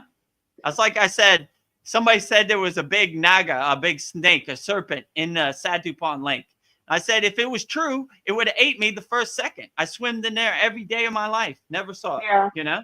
Never felt it, never saw it. I would have been a tasty snack for that serpent. Half second, you know? So I wouldn't believe anything these people say out here, you know? If they say this guy is dangerous, I say he's good. They're dangerous, right? With their fake stories and their Reddit posts, like, you know, get out of here. The thing about him is he like does experiments and he like has the proof that these things work. He does experiments on the same thing over and over again to back up what he's talking about. So he has the receipts. So I think, you know, you just see this all the time. Like when you see somebody that brings something good to the world, they just get shut down. It's just, you know, it's heartbreaking. Yeah, misery enjoys company. People who are miserable don't want your proof. They don't want to see the science behind Kriya Yoga. They just want somebody to throw their poop on, you know? So it's just part of it, you know? When you put yourself out there, they're coming, you know? Yeah. So, yeah, I could show you how Kriya Yoga works and everything. That's why I like to call it the science, right? You don't believe me blindly. Test it, observe it, experience it, so you know it, right? I don't want you to regurgitate what I say wholeheartedly. I don't want this to become a cult or anything. I just want you to get some kriyas to help you overcome whatever you're going through in the present moment. So if it works for you, fine. If it doesn't work for you, find something that does work for you. But yeah, I don't know, you know? Yeah. Like I guess I'm gonna be next on the list, but I don't care. Eventually, you know, if I get a million views, here they come. But I'm ready for it. I got my shield up. I don't care about any of this, you know. Like, oh, Vedagurudev, you're not authentic. Oh, okay, yeah, whatever. You know, who are you? Who's your guru? Gotta go. Yeah, exactly. Goodbye. You know. So if you're authentic, why is your name Bob Smith? Shouldn't you have mantra diksha or name diksha from your guru? I don't have a guru. Yeah, exactly. Goodbye. You know? Yeah. The receipts are not adding up. The receipts. Even with this guy, they don't even care about the receipts. They only want to pal on, you know, the dog pal, right? Like, you know, when some guy has a football, they just all jump on him, right? Pal on, right? Yeah, I don't know. It doesn't work. You know, it's not authentic or whatever. Like, why don't they like this guy? What is their reason? Did they have a reason or no reason? Oh, there was this girl that was like she got a bad reaction. I think that she was starting to feel something like tingling, and she's just like he's doing things that are dangerous, and I don't know. She was probably having Kundalini and rising, but I don't know. So he figured out a way to activate her inner energy, and she got scared and she started to freak out, right? Yeah. That's one thing. When your Kundalini awakes, you can't like you can't fight it, you know? You have to go with the flow, right? Even if it's a roller coaster ride, I would suggest that you don't fight it at all, right? You go with the flow, right? It might be a good roller coaster or it might be a harsh one, but roll with it, right? Because when you try to fight that Kundalini, that's when you get the adverse side effects. But yeah, so I don't know. I felt tingling. That's what you're supposed to feel, right? You know? I mean, so she probably freaked out like, you know, this is more than I bargained for, and she blamed him for it. So I don't know, you know, but yeah, he kind of reminds me of RJ Spina, if I know I'm saying it wrong, but they both had like these accidents that they were going to be paralyzed, and they both healed themselves by visualizing their bodies being repaired. So they kind of sound similar. And what's One thing wrong I with was that? thinking I would Yeah. rather you heal yourself. about all Go this ahead. is about the saying money is the root of all evil, and like it's just like also like you see this guy and like maybe he's charging, well he's selling millions of books, doing all this stuff, and jealousy might be involved, and also you just like you start to feel like, oh, this guy's not authentic because he's like making millions of dollars doing this, and it's just distasteful the way money has to be involved in everything. If everybody just had enough money, a lot of these problems would just go away, I think, because people wouldn't be like jealous, and they wouldn't Be greedy. like put somebody down because they're making a lot of money, even if they're doing good work. But yeah, in this world, we kind of have to make a living, especially if you're dedicating your life to something, to improve something. Yeah. There's got, it costs money to do stuff, but as long as they're not like charging an arm and a leg and stuff, but yeah, so money is, I would say that's true. Money is like the root of all evil. Yeah, and maybe Joe Dispenza's taking money away from Big Pharma. Like That too, yeah. yeah. And then also, David Wilcock, I watch him all the time, and he had this one troll, and he thinks he's being paid by the deep state because they don't want his information getting out there. So he had this one guy hardcore attacking him like throughout his whole life.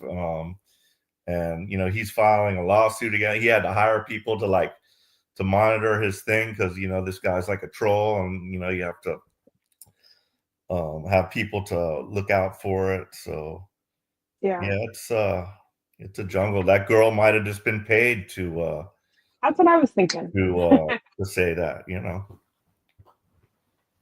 Practice being, he just logged in. He says, God bless my friends. Thank you for your consistency, Vedagurudev. Thank you for your consistency, Practice Being, also. Thank you for joining us. Yeah. We're having a Joe Dispenza talk. I was gonna bring up Chad's latest stuff too. He's doing the Secret Space program, which I really love the Secret Space program, and he's getting ready to talk about the 20 and Back program, where they get and my lab, they get these kids, that they figure out who's gifted. They'll like be in gifted like programs. Then they will get this kid and say they're taking them to some advanced class or a field trip, and then they will actually take them via that little underground like shuttle buses to like a place where they'll be trained. But the weirdest part about it is they will get this kid, and then they'll make them do what they call the 20 and Back. So they do 20 years in the Secret Space program, and then they're able to time regress the child back and place him right back where he was before he left, before he was like missing or whatever. I don't know, it's kind of mind boggling, but and who knows if this stuff is real, but it doesn't really surprise me that they have portals, time travel, all that stuff, anti-gravity, 0 point energy. I do believe a lot of it is true. So, but yeah, so I'm looking forward to hearing Chad's rest of his videos. So if the government comes to my house and says, your daughter's gifted, we want to take her on a field trip, I'll be like, no thanks. Right. Exactly. 20 and back, what? Enslave my daughter in the secret space program for 20 years and portal her back? No way, Yeah. So if anybody government official comes to you and wants you to do anything, don't do it. Just be like, yeah, okay, no, not interested. It's going to be a good field. It's going to be a good field trip. They're going to learn about space and goodbye. Get out of here. So I don't know. I'm just wondering how I would have turned out if I was like homeschooled, because school to me was like a prison, and it even looked like a prison, True. And I hated it, like I don't want to learn maybe I don't want to learn math. I don't want to. It doesn't interest me. I hate memorizing shit. So why can't I learn what I want to learn about? You know what I mean? True. Oh, you're interested in paleontology? Yeah. Well, you don't need math for that. So let's focus you on paleontology. You know what I mean? And also the bullying I went through, I wouldn't probably experience that. That really gave me a bad, confidence problem for a long time. And, I think the homeschooling is a good way. And when, my new son gets here, we'll probably put him in school, but I'm going to be monitoring it. But it's mainly just because I want him to be with other kids, American kids, and get, acclimated to that. But I'm afraid if I homeschooled him, he'd be socially kind of,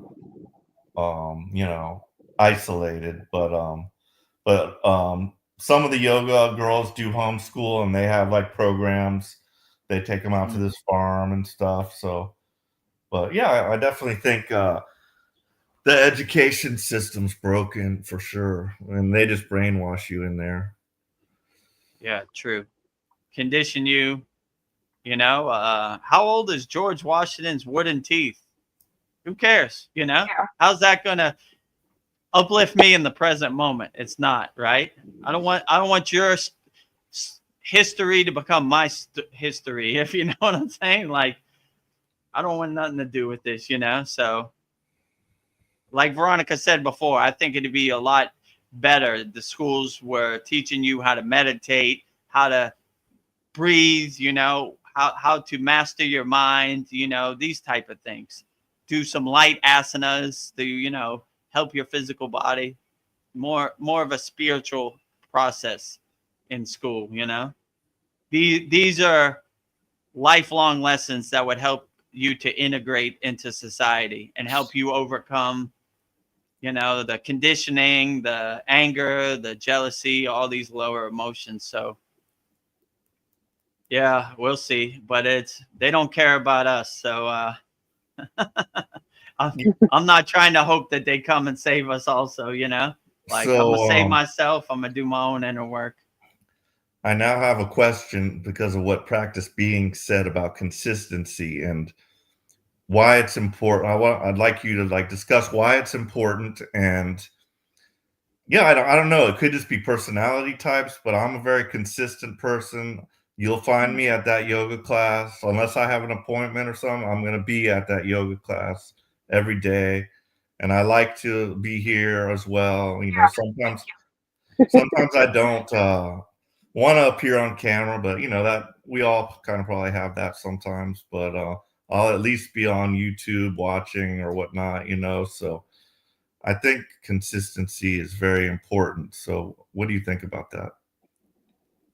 Yeah, I definitely agree. Consistency, having a schedule, having a daily practice, a way to integrate these kriyas into your practice is definitely a true blessing, because you don't have to feel your way around dark. You already kind of know, okay, I wake up at this time, I do this practice at this time, I do this practice at this time. So you kind of already have it laid out. When we were in the Himalayan mountains, we kind of had a schedule. Sun comes up, I bathe in the holy lake. I do my asanas. Then I do my pranayama. Then I do my meditation. Then I do some bhakti. So you kind of know where you're going, so you don't have to kind of guess. So yeah, I agree with you. Having discipline, and your whole life, your ego has almost been like your slave master or your boss, right? But when you really start practicing Kriya Yoga, you start taking control, and because your ego hates Kriya Yoga, right? Even me at this point, I wake up at 6 a.m. Oh, come on, let's go back to bed. We don't have to do that today. Oh, today's the full wheel pose. Oh, that full wheel pose, that's painful. Can we skip it today? no, we're doing it. We're going to do it, you know? We're going to go into it, you know? And you begin to really take more control. And that little devil on your shoulder, you kind of don't listen to him at all. Like, no, I'm going to do this. I'm committed to doing this. I'm going to do this wholeheartedly. And if you don't like it, too bad. I'm the boss over here. You're not the boss. So, yeah, I agree with you. Consistency, willpower, just showing up is almost like 80% of the battle, you know? Because the first 10 minutes, you're kind of dragging, you know? But then you get into it and you say, oh, yeah, okay. You know, let's get into it. All right. I like it, you know? It's feeling good. I'm getting back in. I'm getting energized. I'm activating myself. So, yeah, I agree with you. Having that discipline and willpower and that right mindset really helps carry you as far as you can. But also, if you have some obligations, like I wouldn't quit your job so you could practice Kriya yoga all day.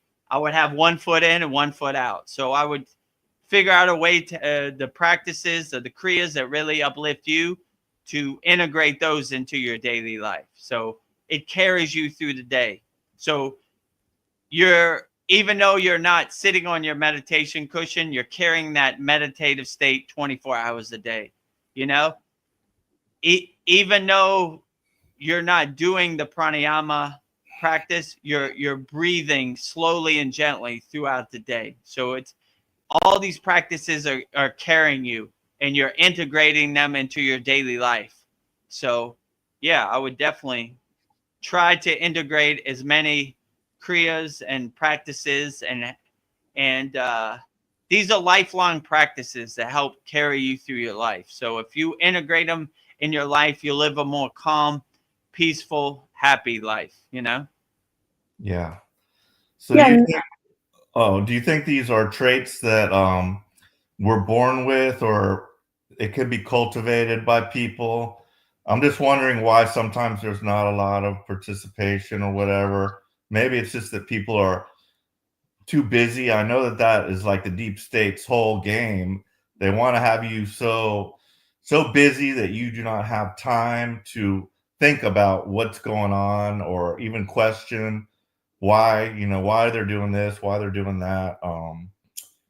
Yeah, so I don't know, just Yeah, I would say what my guru told me. My guru said, Vedagurudev, you're a master of distraction. I was like, how you mean, Baba?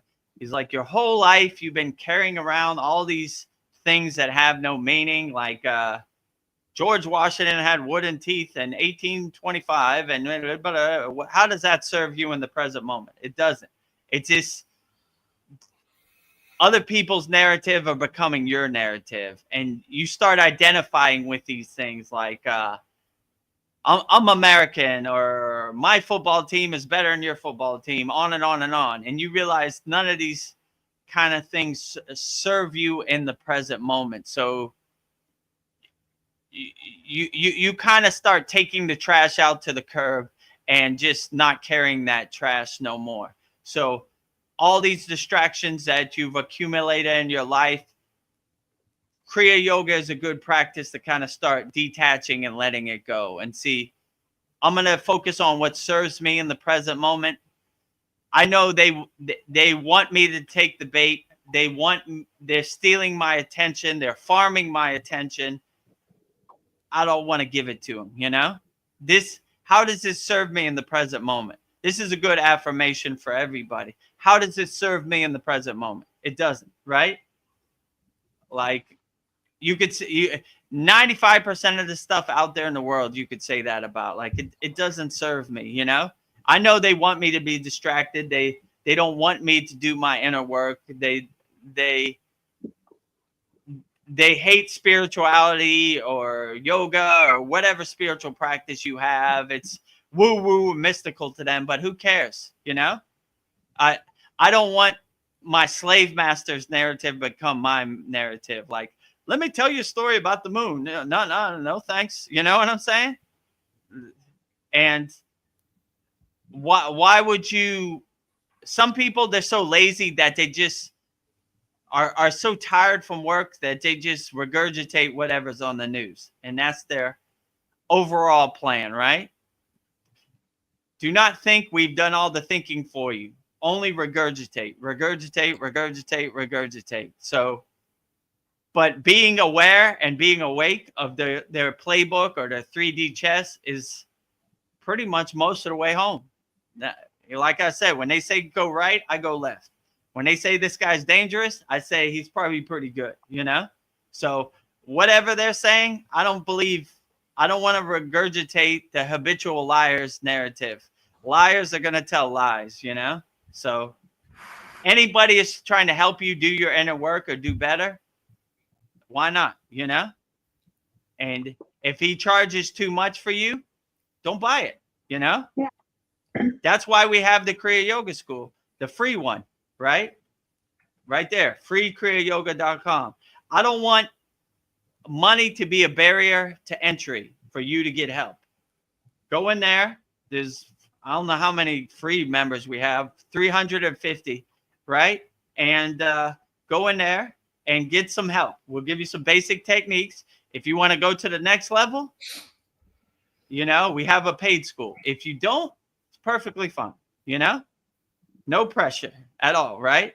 But at least get some help, right? So, and if it's not for you, if it doesn't resonate with you, then go to some other spiritual tradition or get some help from somewhere else, you know?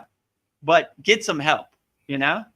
And the only person that could save you is yourself, you know?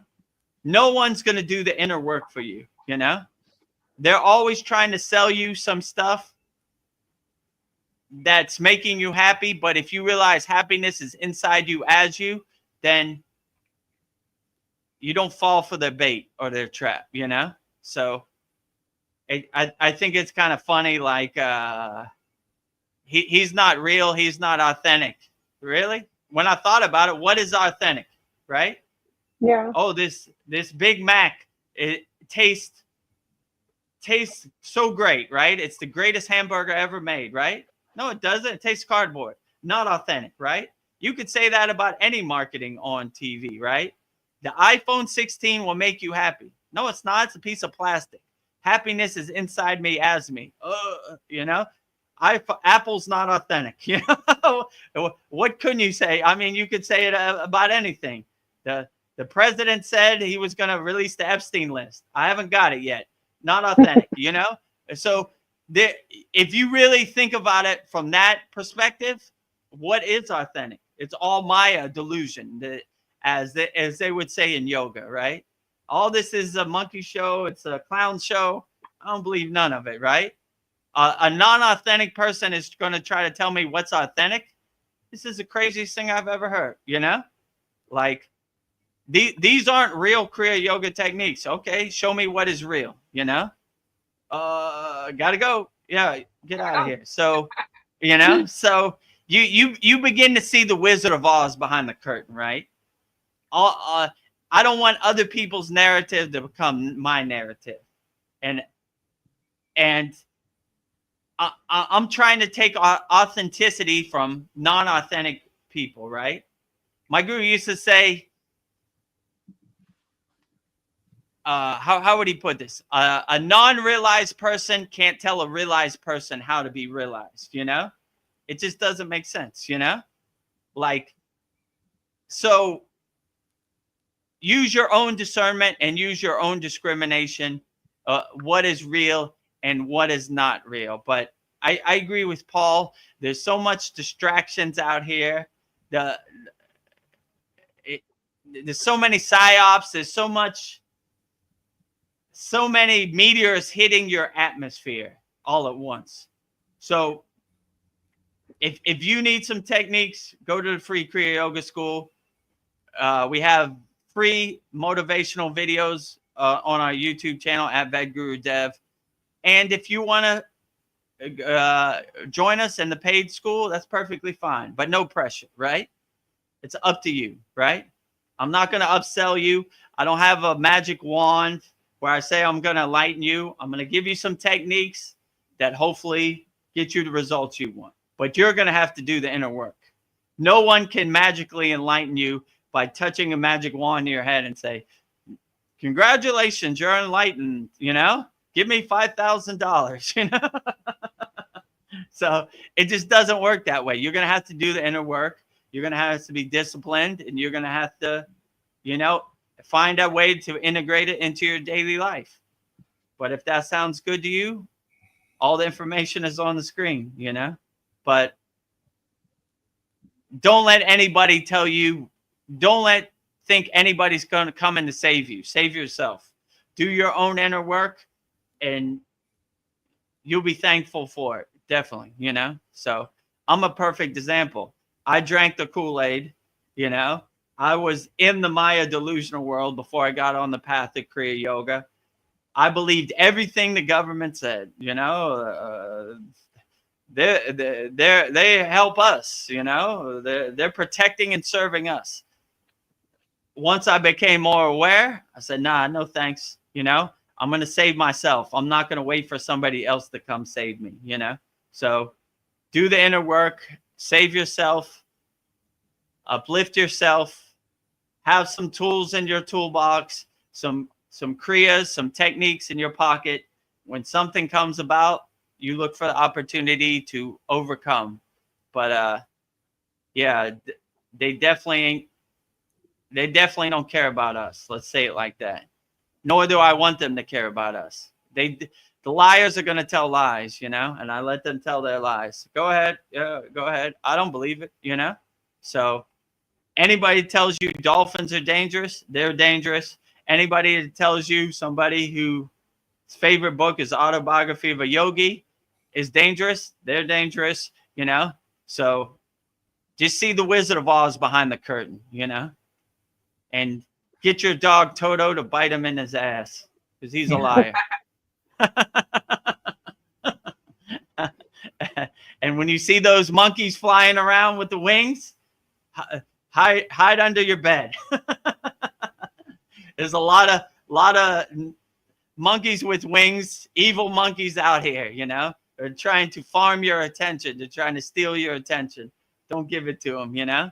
Just laugh at it like the joke it is. Like, oh, you know, here they go again. Another day on Reddit. The monkeys are throwing poop on each other, you know. What's new, you know? Another day at the office. Yeah, so I made a comment also on Chad's Secret Space Force video, you know, telling him I liked it, and I asked him, why don't he do a video on the Bugosphere? So, and somebody put a like by it. Maybe it was Chad, so maybe that would be fun if he did something on the Bugosphere.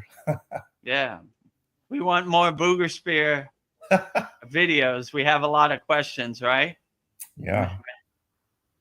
Mainly when I saw that Gayatri video that Veronica posted where it was going crazy when they were playing the Gayatri mantra, I was like, whoa, this is for real, you know? Yeah. I am a fan of the Bugosphere right now. Actually, when I get off here, I'm going to try to invoke the Bugosphere.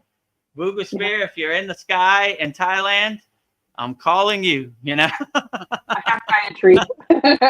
I got Gayatri warm and ready to go. I look for an opportunity. About a month ago on the Satsang, somebody said, Vedagurudev, can you say the Gayatri mantra? And I said, I thought you would never ask. I look for every opportunity to say the Gayatri mantra as much as possible, you know? So, Bugosphere, if you're in the sky, I got the Gayatri mantra ready to go, all right? I'm not going to try to capture you. You can sit over there. I'm just enjoy your energy, you know?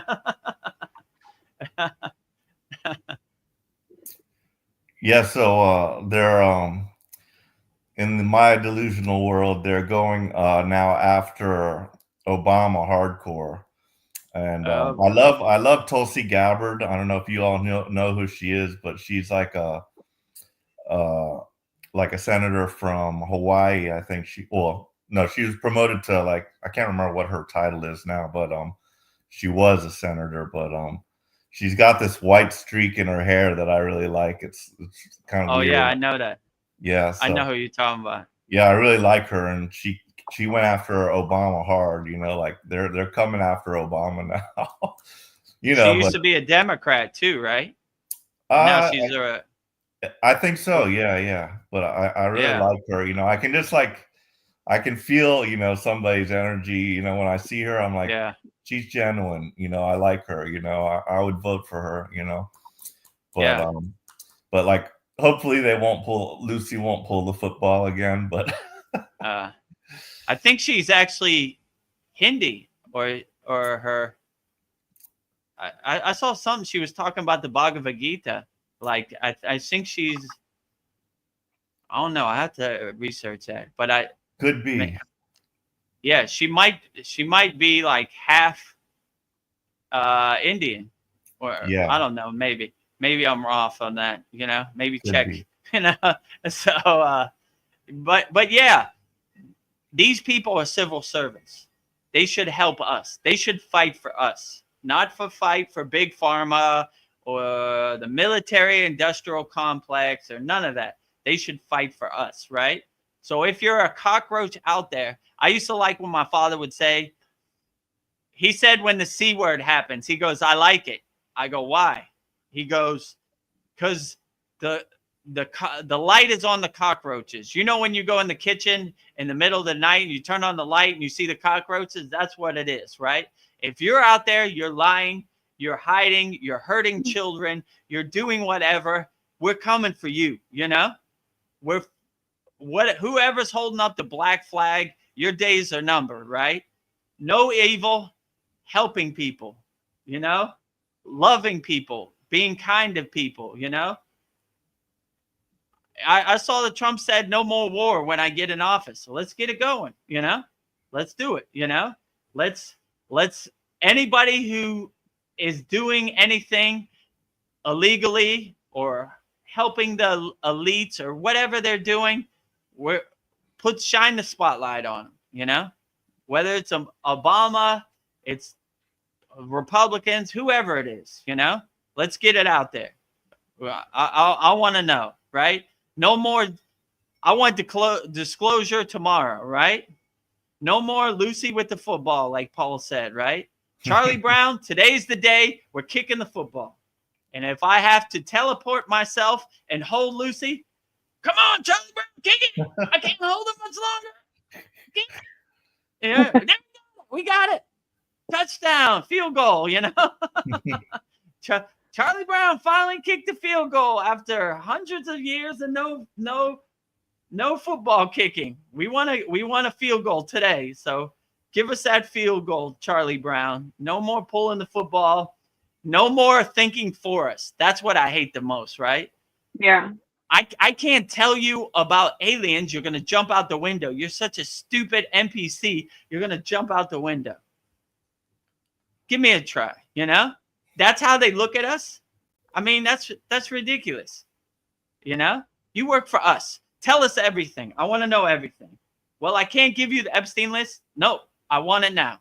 I want to know about aliens. I want to know everything, right? Everything on the table. Don't gatekeep anything from me. I want it all. Give it to me. I'll use my own discernment and my own discrimination and decide what is right, real, and what is not. I don't need you to be my gatekeeper or my slave master. Let me tell you a story about this. No more stories. Tell it to me straight, And if I choose to jump out the window, that's my own free will. But I don't need you to gatekeep it and childproof any of this information for me. Let Charlie Brown kick the field goal, right? Kick it right now, kick it. So I don't know. I'm not in control, but hopefully this is a good wake-up call for everybody, right? Like, they don't care about us, They look at us like sheep or slaves or food eaters. They think we're so stupid we're going to jump out the window if we see if there's an alien. So don't trust them at all, For sure. So, Tulsi Gabbard, she became the first Samoan American and Hindu American member of the U.S. You're Congress. right. Oh, there you go. Nice. Yeah. I think I did see something. She was talking about Krishna and the Bhagavad Gita, and I was like, yes, President. So I do like her. I like this other guy, Vivek Ramaswamy. I think he's got a cool name, Ramaswamy. So I mean, what his policies are or whatever. I think if you are Hindu and you believe in the Bhagavad Gita, you're probably on the right track. So all the power to Tulsi Gabbard. Go get them. Go get the cockroaches. Their days are numbered, right? Turn the light on, spotlight on them right there. Yeah, speaking of cockroaches, yeah, we had like a big one, we call in Miami, we called them palmetto bugs. Oh yeah, palmetto bugs. About an inch long. But the disgusting ones are the German cockroaches. But we had a big palmetto bug, and Gabby got scared, but the cats got it. The next day, the cats were playing with its little corpse. Oh my God. You can't have no palmetto bugs, no mouse around a cat. It's a done deal, right? Yep. They're patrolling my house, keeping all the bad spirits and palmetto bugs away. Outstanding.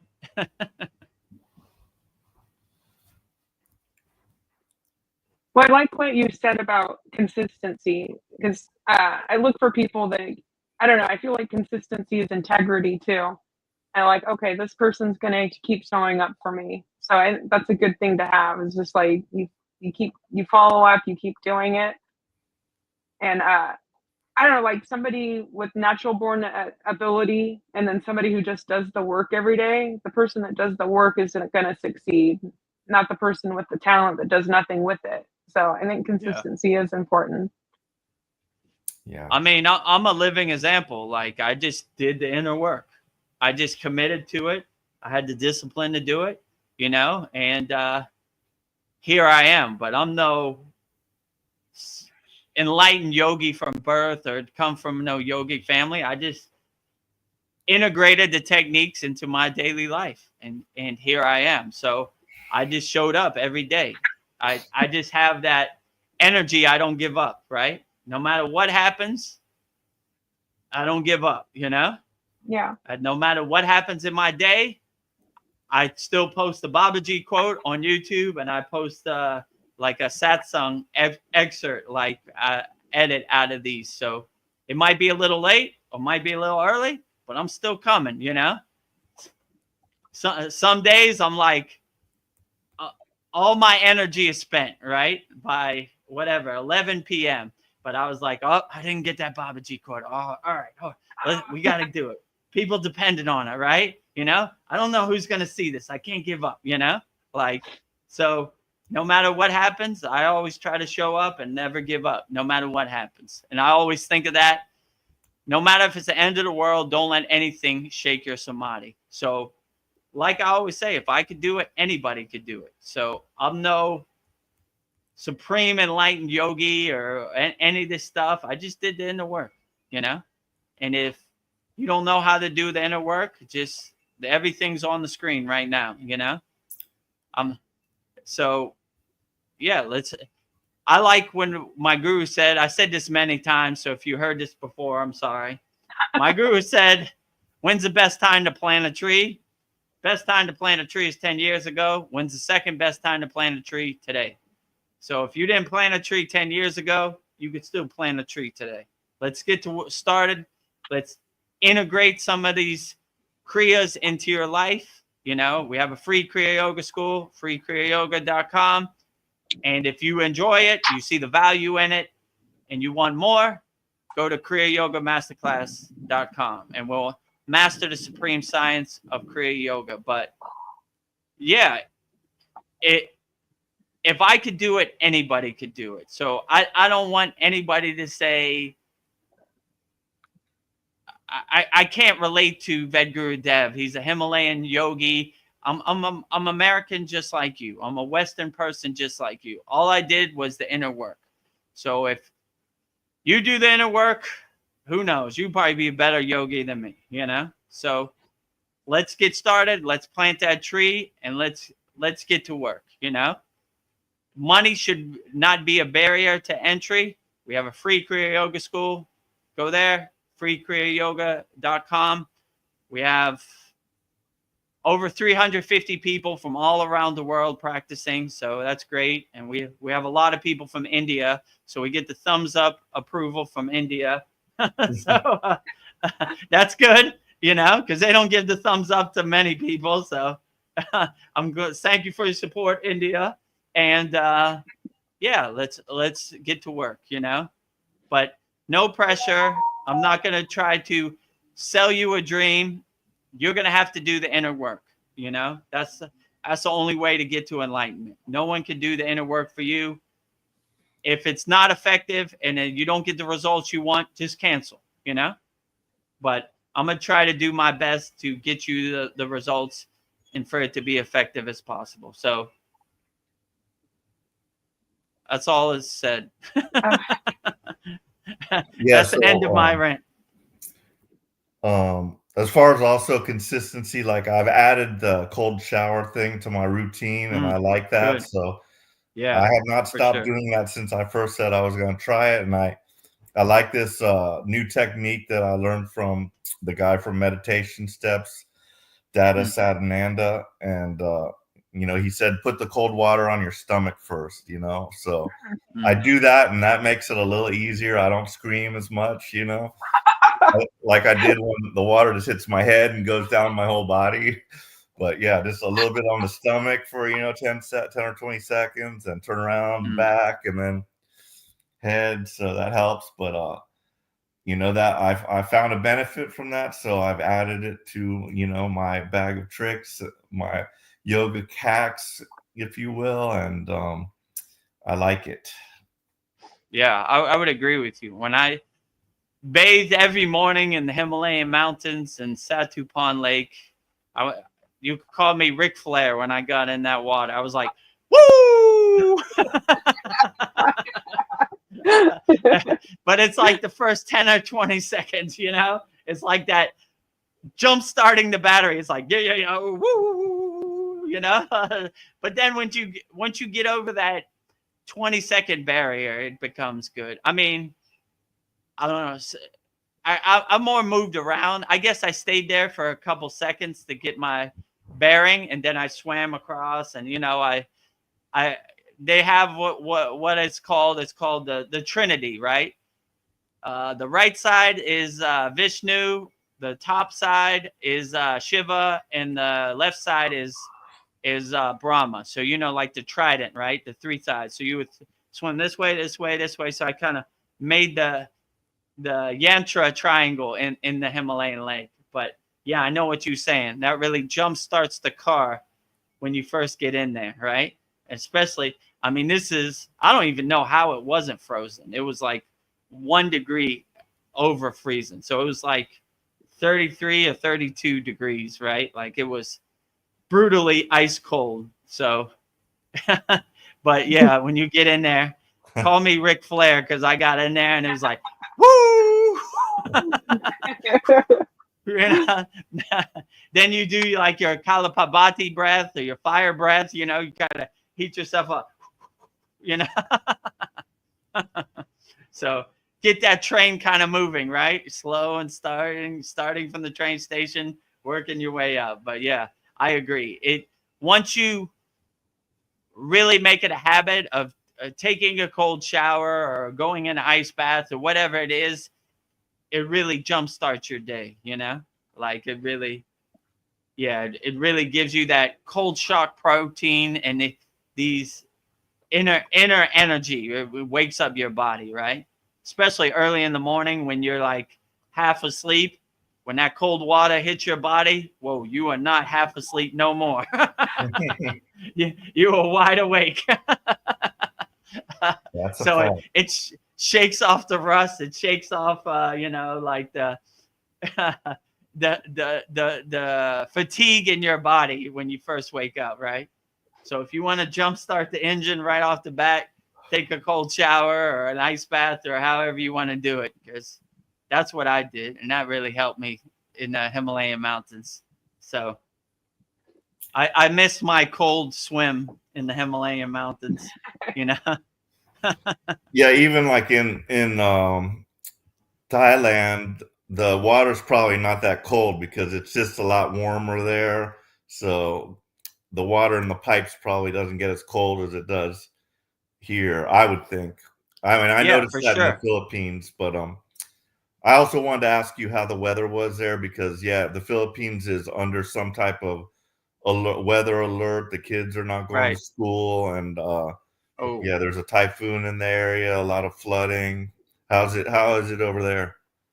yeah. So they have like a typhoon warning coming in the next couple days. So I mean, you could see when I was on the ocean, it's windy and it's kind of, but it's been raining off and on. But they're trying to say it's going to be pretty steady the next couple of days. So that's why when I came outside to do the satsang, I was like, all right, good sun, nice and clear. Next couple of days, who knows, you know?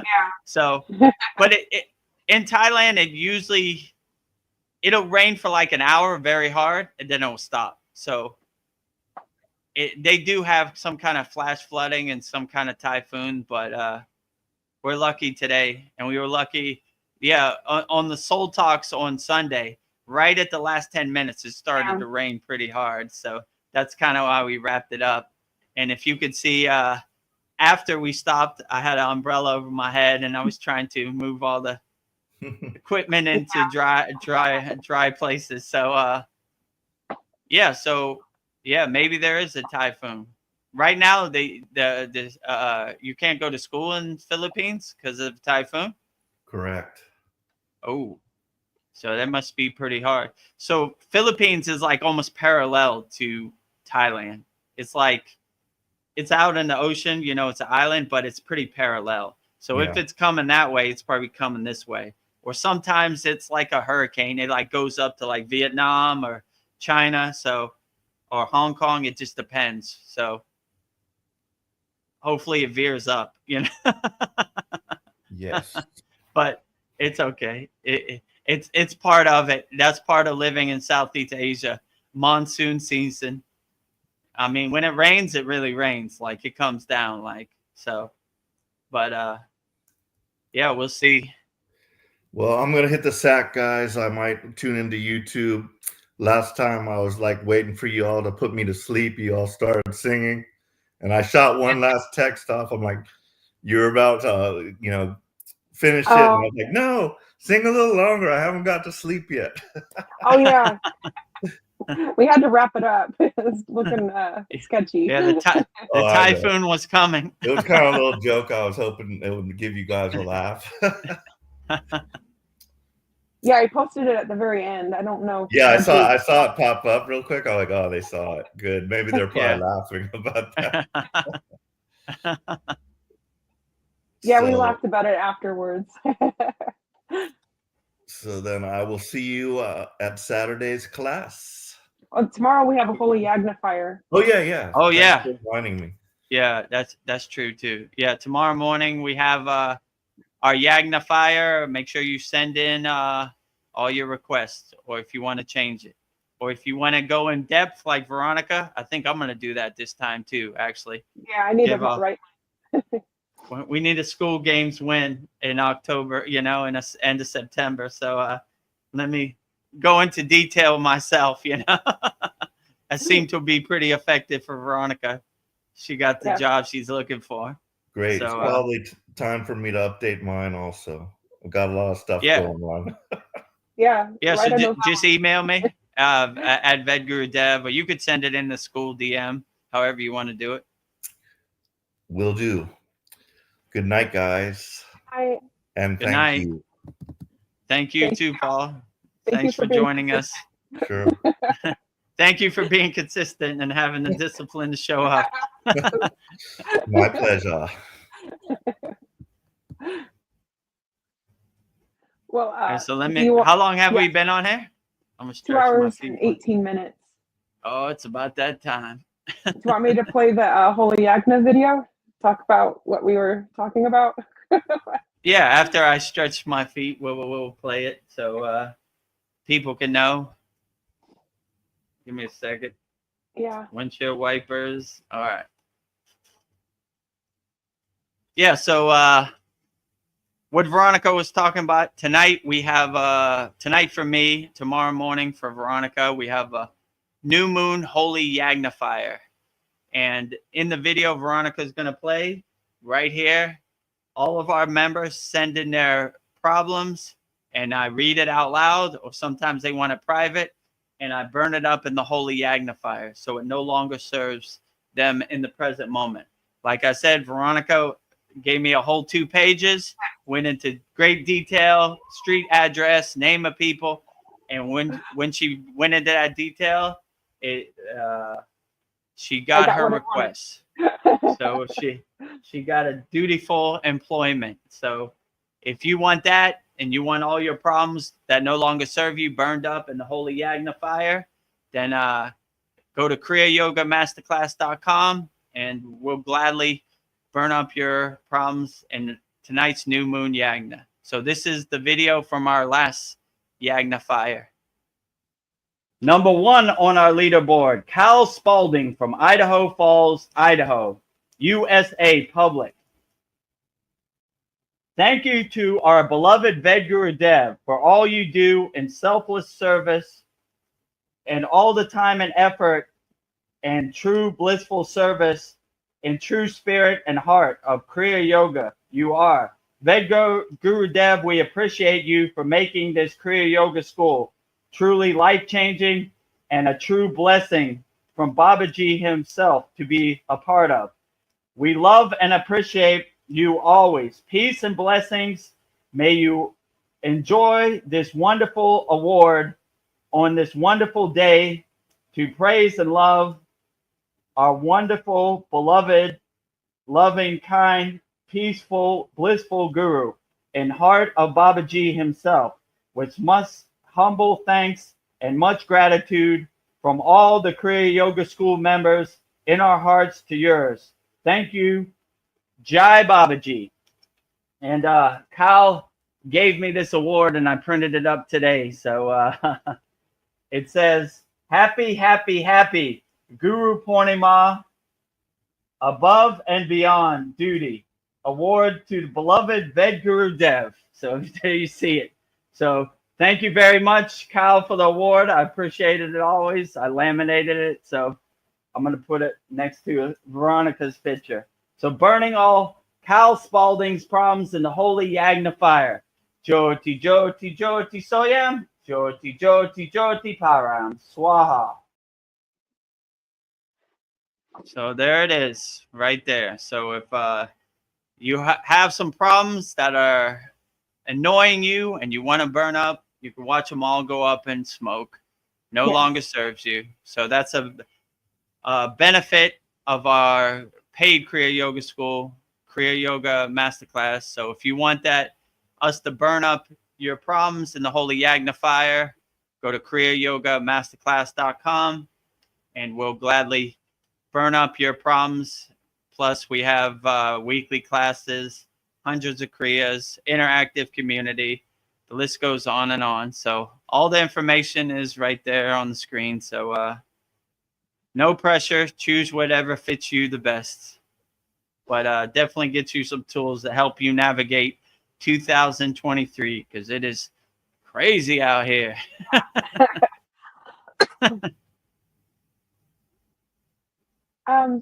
So I've been thinking about freedom and what it means, and I guess freedom to me means that nothing controls me, and I can be who I want to be. It's a feeling of being complete. I'm not lacking. And then I was thinking of all the things that control me or control us, and I would be able, to be free, would I be willing to lose everything to be free? And I think maybe that's the key because we hold on to all these things. I mean, to be free, I don't know, it's different for everyone, but would I be able to lose all my money, my job, my status, relationships, my health, my looks, my animals? I don't know, for some people, their children, my prized possessions, these things that we're clinging to. I don't know, it kind of keeps us trapped. I don't know, could I just let it all go? Could I just walk away from it all? I was thinking maybe that's. one of the most enlightening paths is a path of sannyasi or renunciate, right?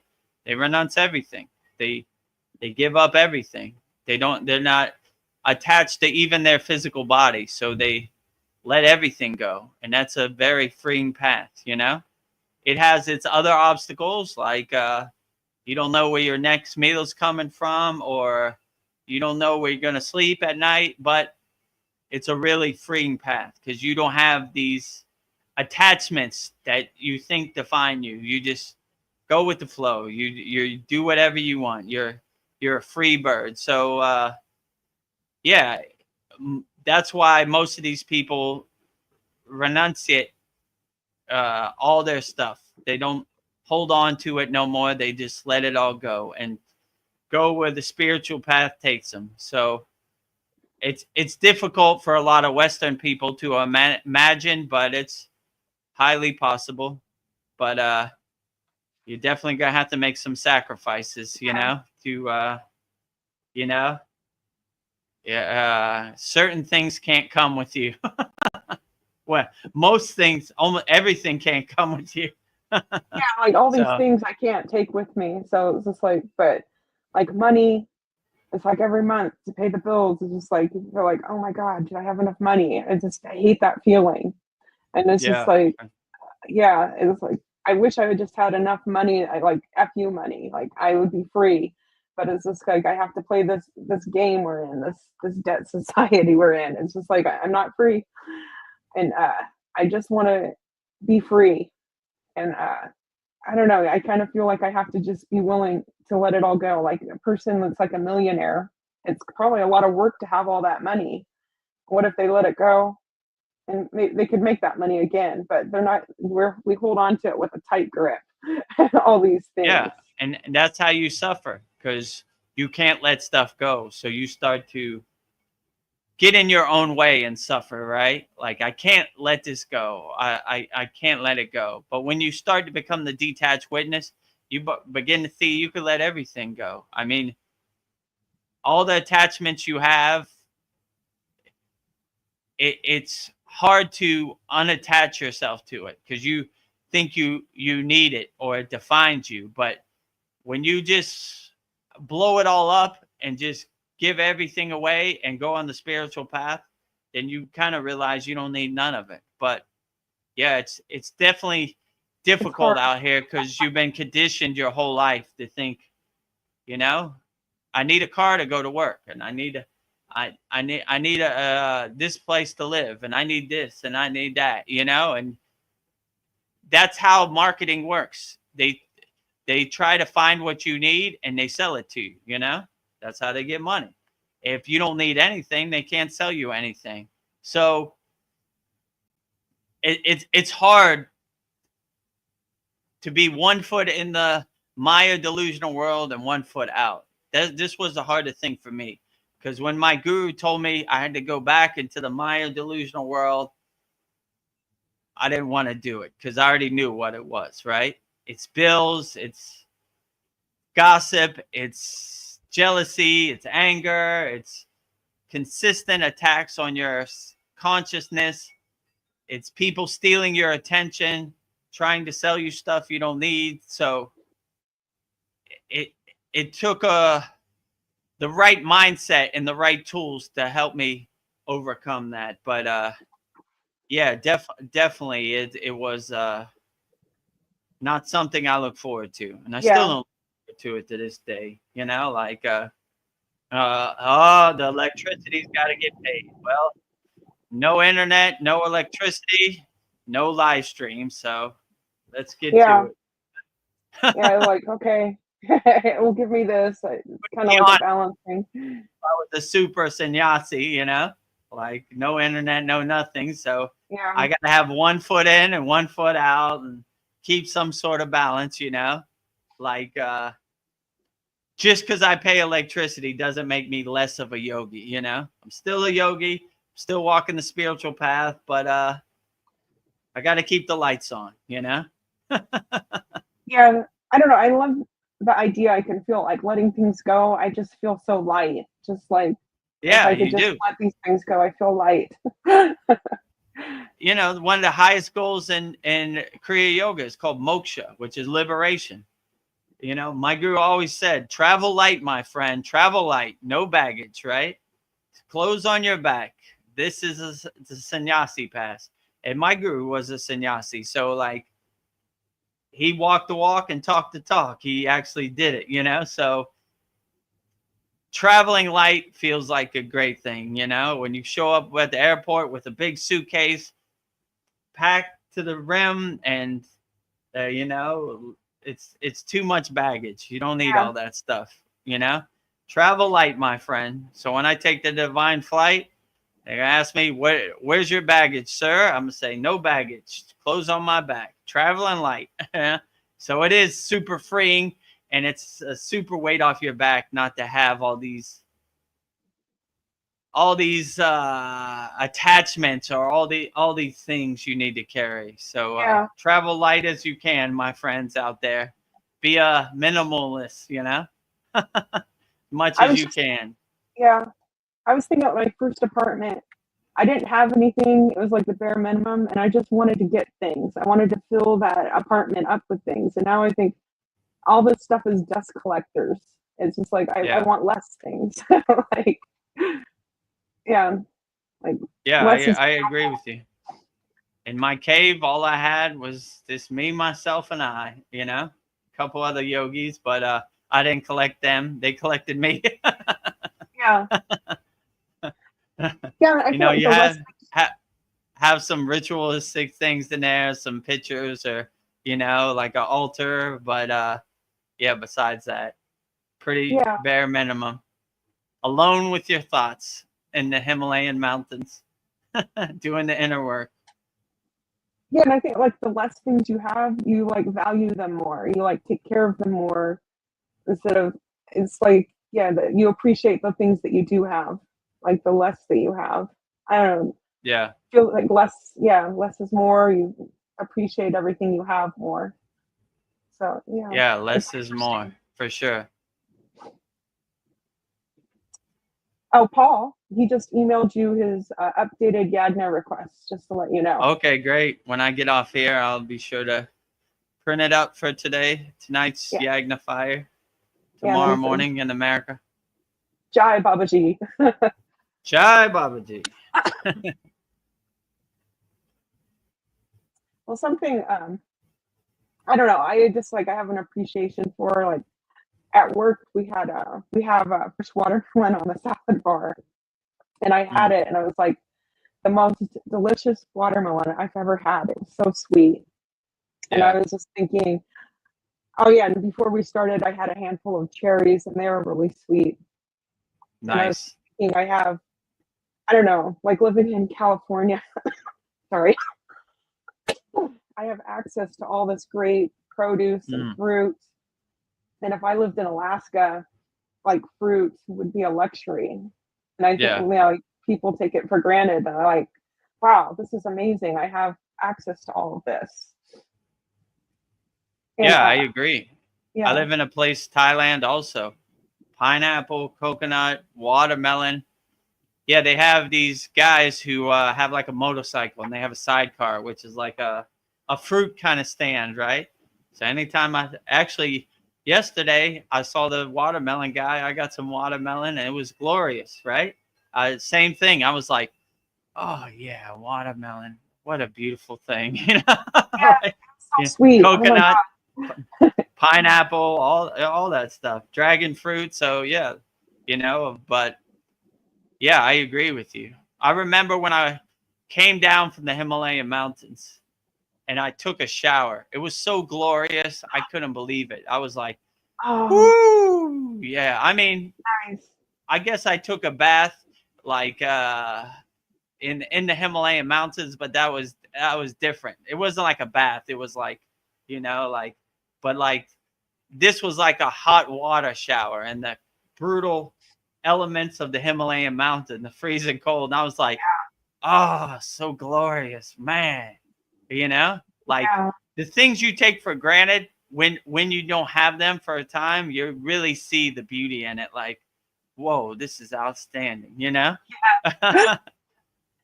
So So The watermelon you have, does it have seeds in it? Because I cannot find a watermelon that has seeds in it. It's all seedless.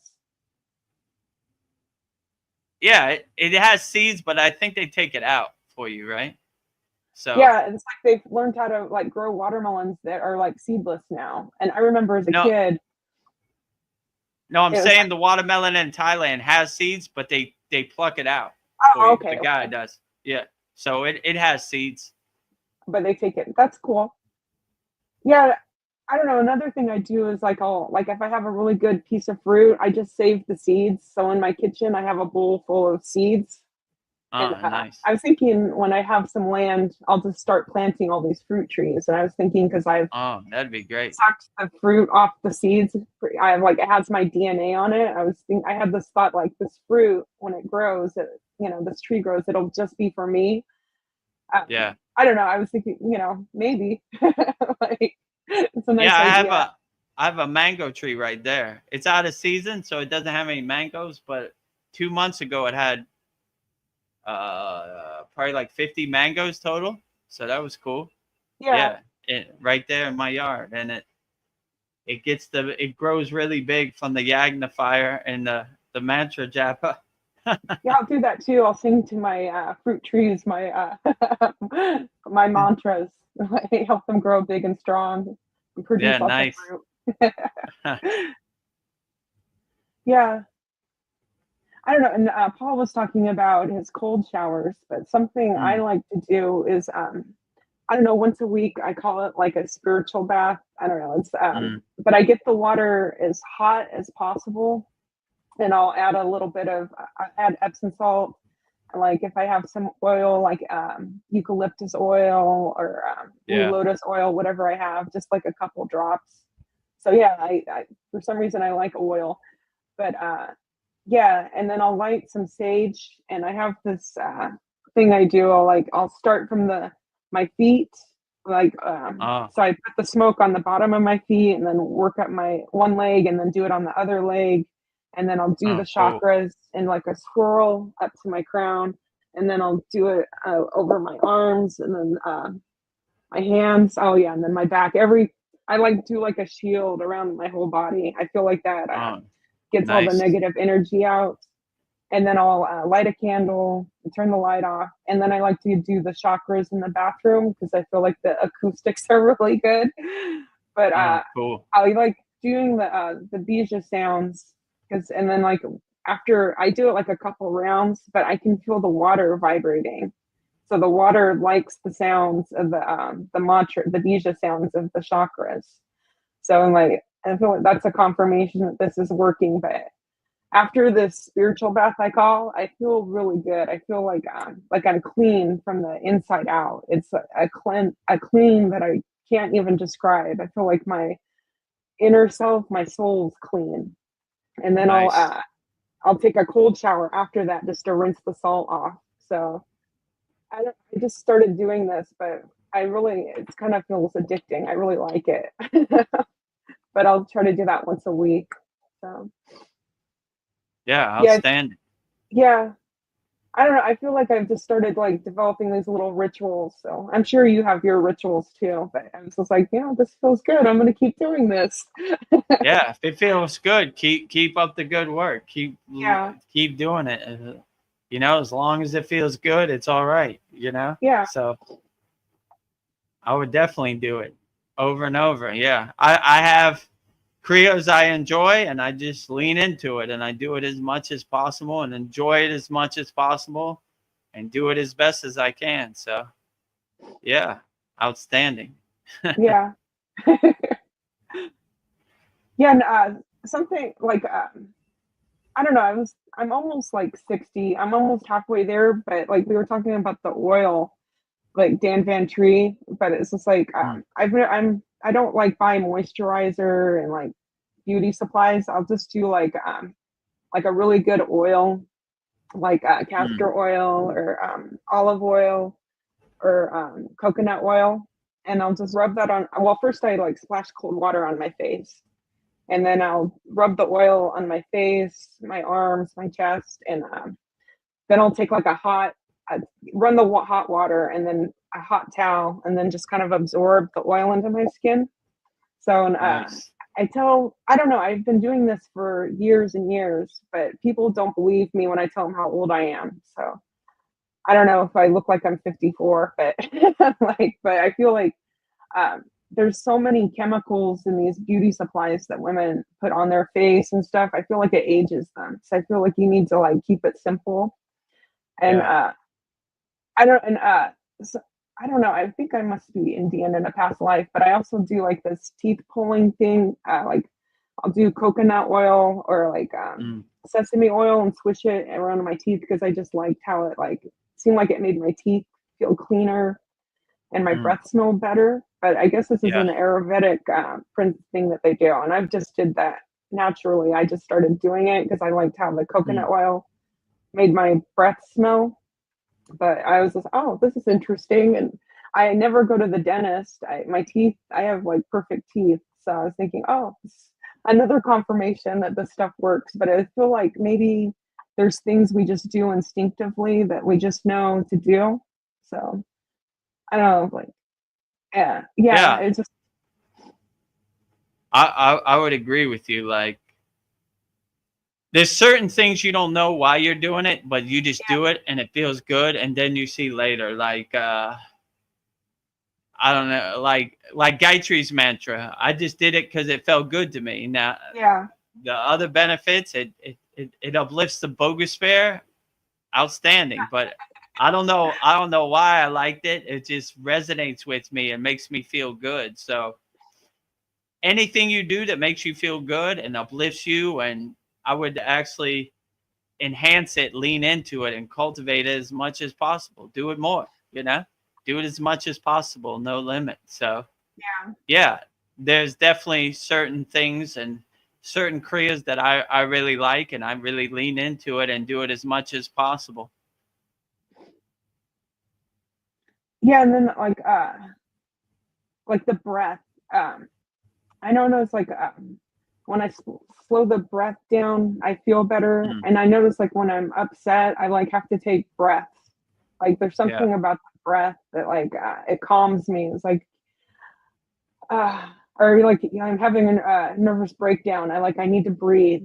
So yeah, I true. feel like yeah, Yeah, definitely the breath work, your pranayama that you do really helps carry you through the day and helps you overcome whatever emotional reactions you have. If you could just really step back from the TV and just breathe and find comfort in your breath, then you could overcome anything.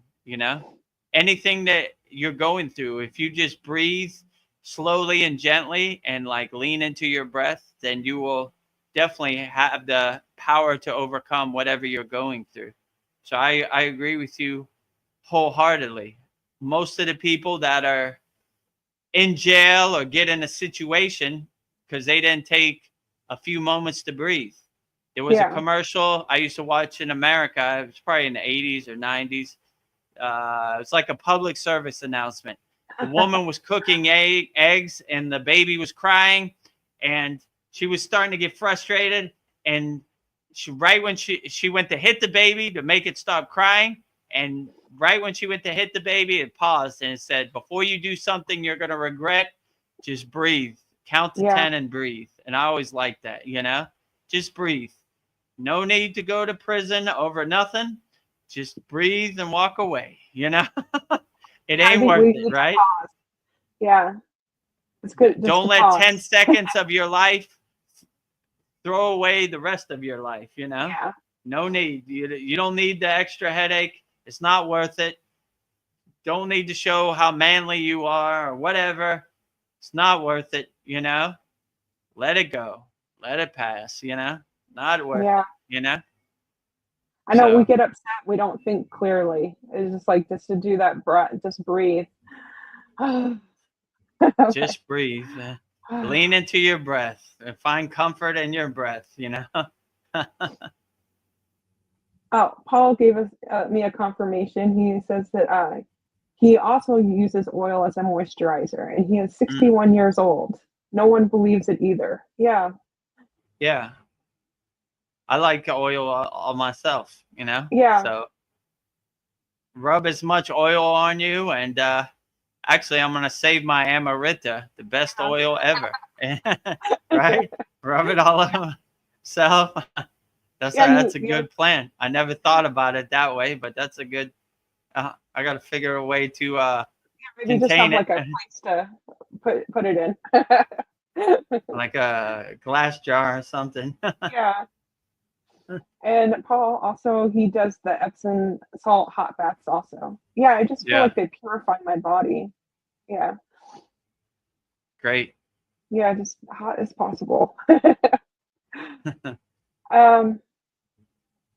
and I was also thinking like when somebody rejects me, maybe that's a good thing because they're choosing themselves first and they're not wasting either of our, their time or my time. So reject me all you want. I was thinking rejection's good in a way. So Yeah, I saw a meme on Instagram. It says, when someone unfollows you, it's magic, like the trash is taking itself out. yeah, So look at the silver lining, look at the opportunity in it, and say, oh, they don't want to be here. I don't really want them to be here anyway. It's probably a blessing in disguise, you know? I'm glad they took the first step, because if they didn't, I probably would keep prolonging this and keeping it going on forever. So, I like a good jolt, a kick in my butt to wake me up and get me started on the right path, you know? Paul's funny. He says just not P. Diddy's baby oil. Yeah, stay away from Not that. P. Diddy. I think P. Diddy's baby oil is probably over by now, but yeah. yeah, when I saw that baby oil, I was like, 10 million bottles of baby oil? Take me like 2 years to get through half a bottle of baby oil. Yeah. What's going on over there? You know? Super slippery. This is insanity. Can't catch P. Diddy. He's super oily and slippery, right? Can't get him. So, okay, like I am a child of God. Can I think of myself as God? I get weird feelings that I am God in my universe, but maybe I can be the most powerful version of me in the universe. I don't know if I am God. I don't know, like just like embrace it. Yeah, we are all a spark of God. Yeah. So yeah, I would just embrace it. I am God and God is me. In Kriya Yoga, we don't have dualism. We have oneness, right? Yeah. God is not over here and I'm over here, you know? God is here and I am here. The wholeness, the oneness, God is inside me as me. The kingdom of heaven is within, right? So you don't need to go to somewhere. You just got to unlock it and realize it inside you as you. So you shouldn't let this conditioning or this, what do they call it, blasphemy that the dogmatic church tells you, right? That's blasphemy. You can't call yourself God. I just did. God is me and I am God, you know? So don't let their dogma become your dogma. I saw a bumper sticker one time and made me laugh. My karma drove over your dogma, right? That's funny. So don't let no one's dogma become your dogma. Just be like, yeah, whatever. I'm a free bird. Your rules, your gatekeeping, your guidelines don't apply to me. I call myself whatever resonates with me, you know. So definitely call yourself God and uplift yourself, and treat your body like an ashram or like a temple for God also, right? So always be a radio antenna for God. Always align yourself and center yourself with God, you know. Imagine the pillar of light hitting the crown of your head, aligning yourself with God. So yeah, always, because when you see yourself as a spark of God or as a part of God, then you don't have that dualism. You have that oneness approach, and you could kind of look at yourself and you treat yourself better, not as something over there, like something here, right? Like I need to keep my temple as clean as possible, because this is I don't want no distractions or no static on my radio signal to tune into God's signal. So if God gives me an audience inside me as me, my temple is clean and aligned and not scattered or frustrated or have any distractions. It's a line signal. Like Patanjali says in the Yoga Sutras, the line to God is not a straight line, it's a zigzag. So if you have some static or some distractions, just do the inner work to clear it out and make your signal alignment as straight to God as possible. So always see yourself as God. Don't let their dogma become your dogma, you know? Yeah. If you see yourself as God and you look in the mirror and you see the reflection of God inside you as you, doesn't matter what anybody else says. It only matters what you resonate with. So if you could cut out all those distractions and all those projections and all those narratives that have been projected onto you and throw them away and just do the inner work and align yourself with God as best as possible, you'll be perfectly fine. Yeah, I guess like all I need is within me right now, but and then sometimes I feel empty. I was thinking maybe that's good in a way, but everything is gone. I feel empty, and maybe that's what I'm aiming for. It's just like, I don't know, empty. There's nothingness inside of me. I don't know, but I'm still full, but I feel like like empty. Like I don't know if that makes sense. Yeah, if you're But empty, that is perfectly good too. No hoarding or no mental clutter, to no boxes in front of your door to God, you know, no dust, empty and clean, pure as possible. So empty is great also, right? yeah, I mean, when you get to these higher states of samadhi and these higher consciousness, it's all empty. There's nothing to attach to. It's pure and clean, you know, merging with the divine light. Paul So has a question. He says, is darkness a part of God? Do light and darkness need each other to exist? I think, this is a deep question. yeah, Yeah. So it depends who you ask. In the yogic perception, they would say, live in equanimity. There is no good or bad. There is no light or darkness. There's only oneness. So from that perspective, they would say it like that. But how can you know what good is when you don't have bad, you know?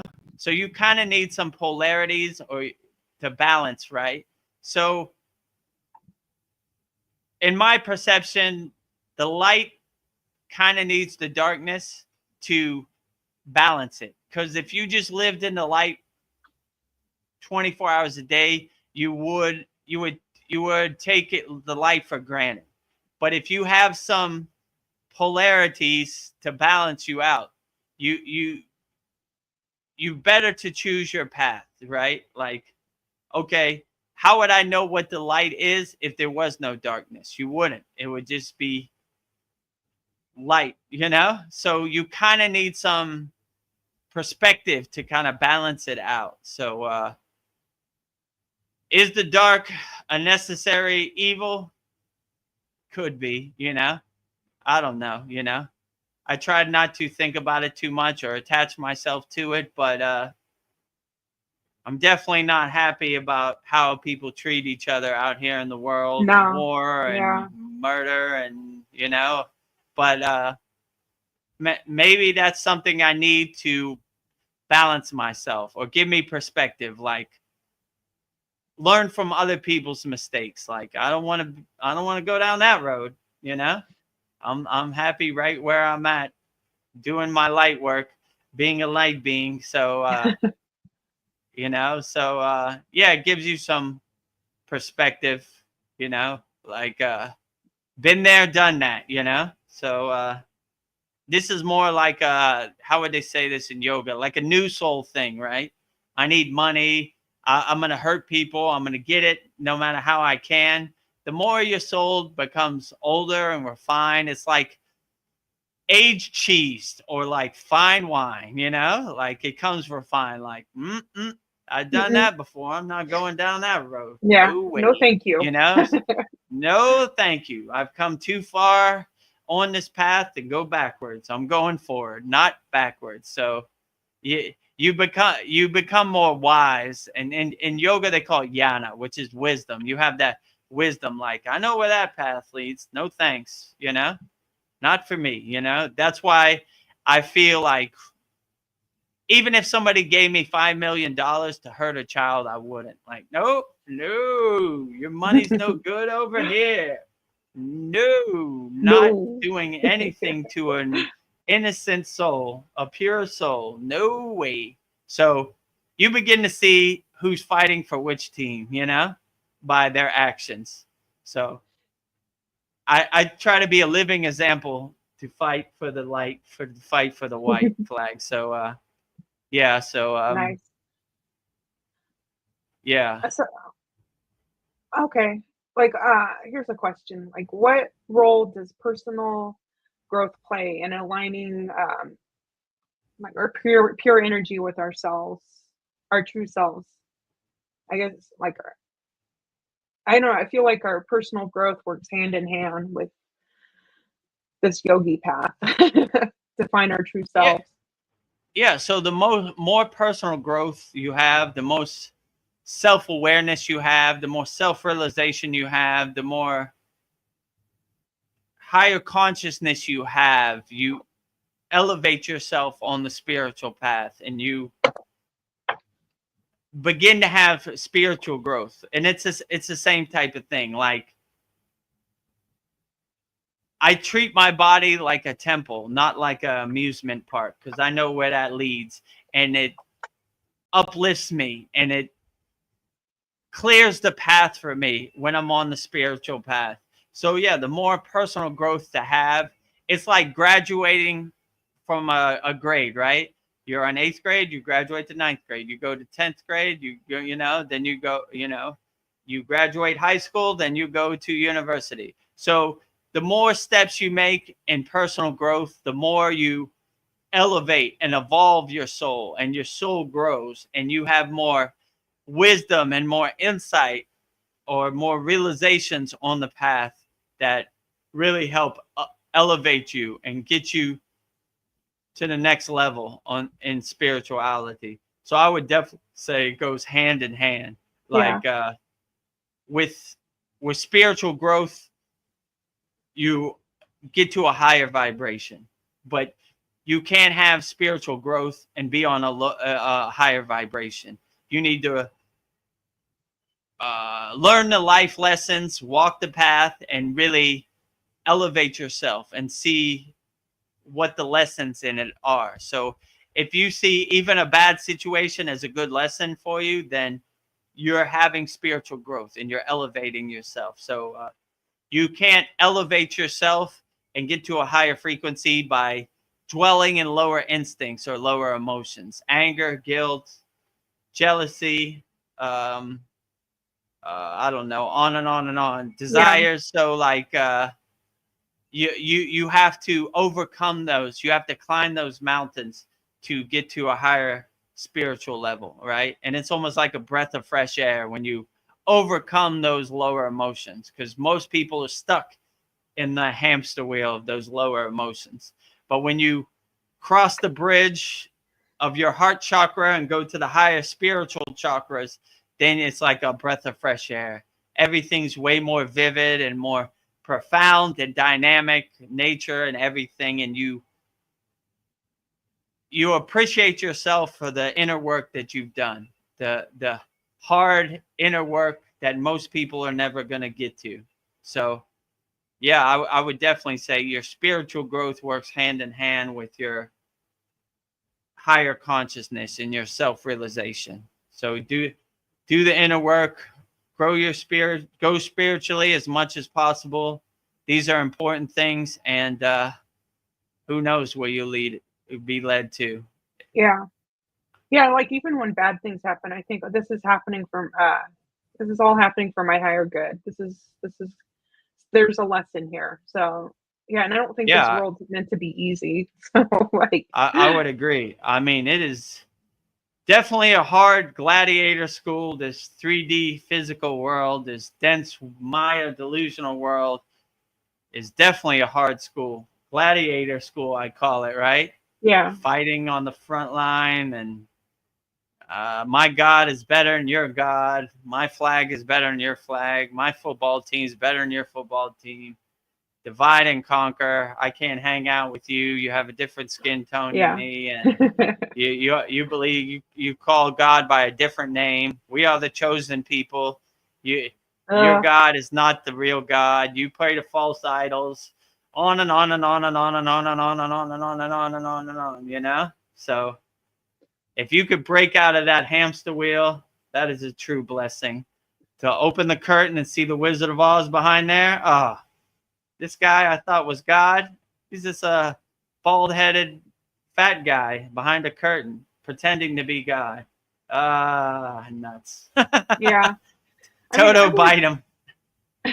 bite them. I mean, I would never kill myself, but sometimes I think just lately I feel like it would almost be a relief to just get out of this somehow. I'm just like, I don't know, like my Yeah, get out of free card. don't do it.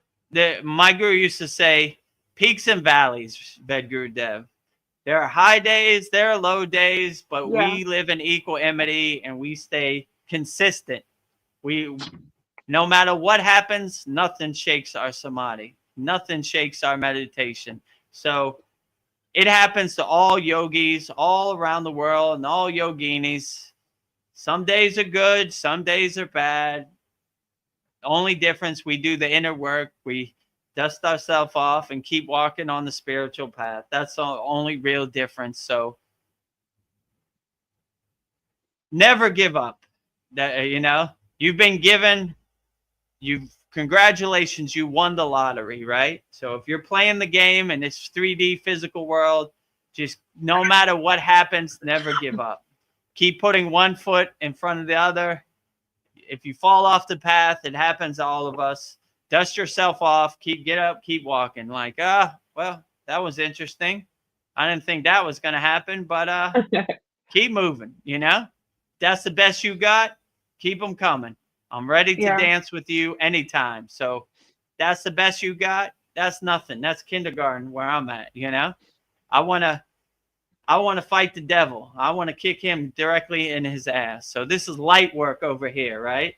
yeah, So no matter what you throw at me, keep on keeping on, So even in Vedgurudev's life, there's things that I don't particularly like. I get frustrated with, but I never give up. I was like, all right, well, that's what it yeah, is. I'm gonna keep going. I don't care. We're gonna keep rolling, So that's the way I kind of always look at it. Like, no matter what happens, how would they say this in the Bible? Hell or high water, right? yeah, If there's high water, if there's hell, don't care. Going straight, Keep walking, keep walking, keep walking. Keep one foot in front of the other. Going forward, not going backwards. So I don't care what you throw at me. Never give up. yeah. I think a question many people have is how do I survive uncertainty? But I think, like you said, just keep walking. Don't give up. Nothing's I certain. mean, yeah, in this world, there's nothing certain. It's all uncertain, Who knows what tomorrow is going to bring, Just have some tools in your pocket so you could overcome it, right? Everything's going to be uncertain. So if you have that no expectation kind of mindset, can't really affect you because you don't have no dog in the fight. You're not hoping that something's going to happen the way you want it to happen, because it never really happens the way you want it to happen. It's always going to be uncertain. It's always going to throw a monkey wrench in your program. There's always, you're always going to have to change course, adjust, pivot, change directions. Yeah. This is how this world works, like you just got to be light on your toes no matter what happens. Like, okay, I know it's coming. You know, when I go out into the world in Thailand, I know that they're driving crazy. I know they're driving the wrong way. I know motorcycles are coming every which way. It's a total chaotic, but I'm ready for it because I already say, yeah, it's all uncertain. What is certain in this world? Probably nothing. You know? So if you have that perspective, like nothing's really going to happen the way I want it to happen, it's going to happen uncertainly for sure. The way it happens, they're going to be driving every which way and it's going to happen. You know, just prepare yourself for the uncertainty of the crazy Maya delusional world, because it is definitely uncertain and it's definitely not going to play by your rules and happen the way you want it to happen. It's just going to be totally crazy out there. So just get your mind right and don't be surprised by anything. Like, oh, well, that was uncertain, but it's all uncertain. So I didn't have no dog in the game, or no, you know, I didn't have no expectations. It's, you know, and one thing you could count on, the world's going to be uncertain. So just go outside like that. It's all uncertain. Yeah. I can't narrow it down, or it's not going to happen the way I want it to happen. So I just let it play out the way it plays out and kind of be the detached witness in the movie theater. Like, that was interesting. Man, Kramer usually comes in the front door. He came through the back door in Seinfeld. I don't know. Hey, it's crazy. It's different today. You know? That's how I used to watch Chad's videos. Sun over here, sun over there. Two suns. Uncertain. Who knew? You know? I'm not attached. I'm open to two suns. Not attached, to detached witness, and just watching the clouds pass in the sky and water under the bridge, and you know, these type of things. So yeah, it's all uncertain. So I wouldn't try to make sense of it anyway. It's totally chaotic, delusional, distracting, all of the above. So I would just let an uncertain world be uncertain, you know, and just be the detached witness and get your popcorn and watch the movie, watch the clown show, watch the monkeys riding around their bike on the circus, you know, no attached to any outcome or no certainty, because it's never certain out here for sure. Yeah. Yeah. I'll stretch my feet 1 second. Yeah, stretch your feet. 3 hours in. Anybody has any questions, put it on YouTube, you know? Yeah, I'm waiting. I guess it's just you and me talking. Kind of quiet today. Usually it's a madhouse, right? Yes. But I'm not detached. We'll just go with it. YouTube doesn't like my dangerous narrative. Yeah. Shadow ban. Maybe that's a good thing. Out of the last Satsang, I thought it was the best Satsang ever. I thought the conversations were so good. But it's like the faucet's been turned off. I'm like, okay. It's all right. You know?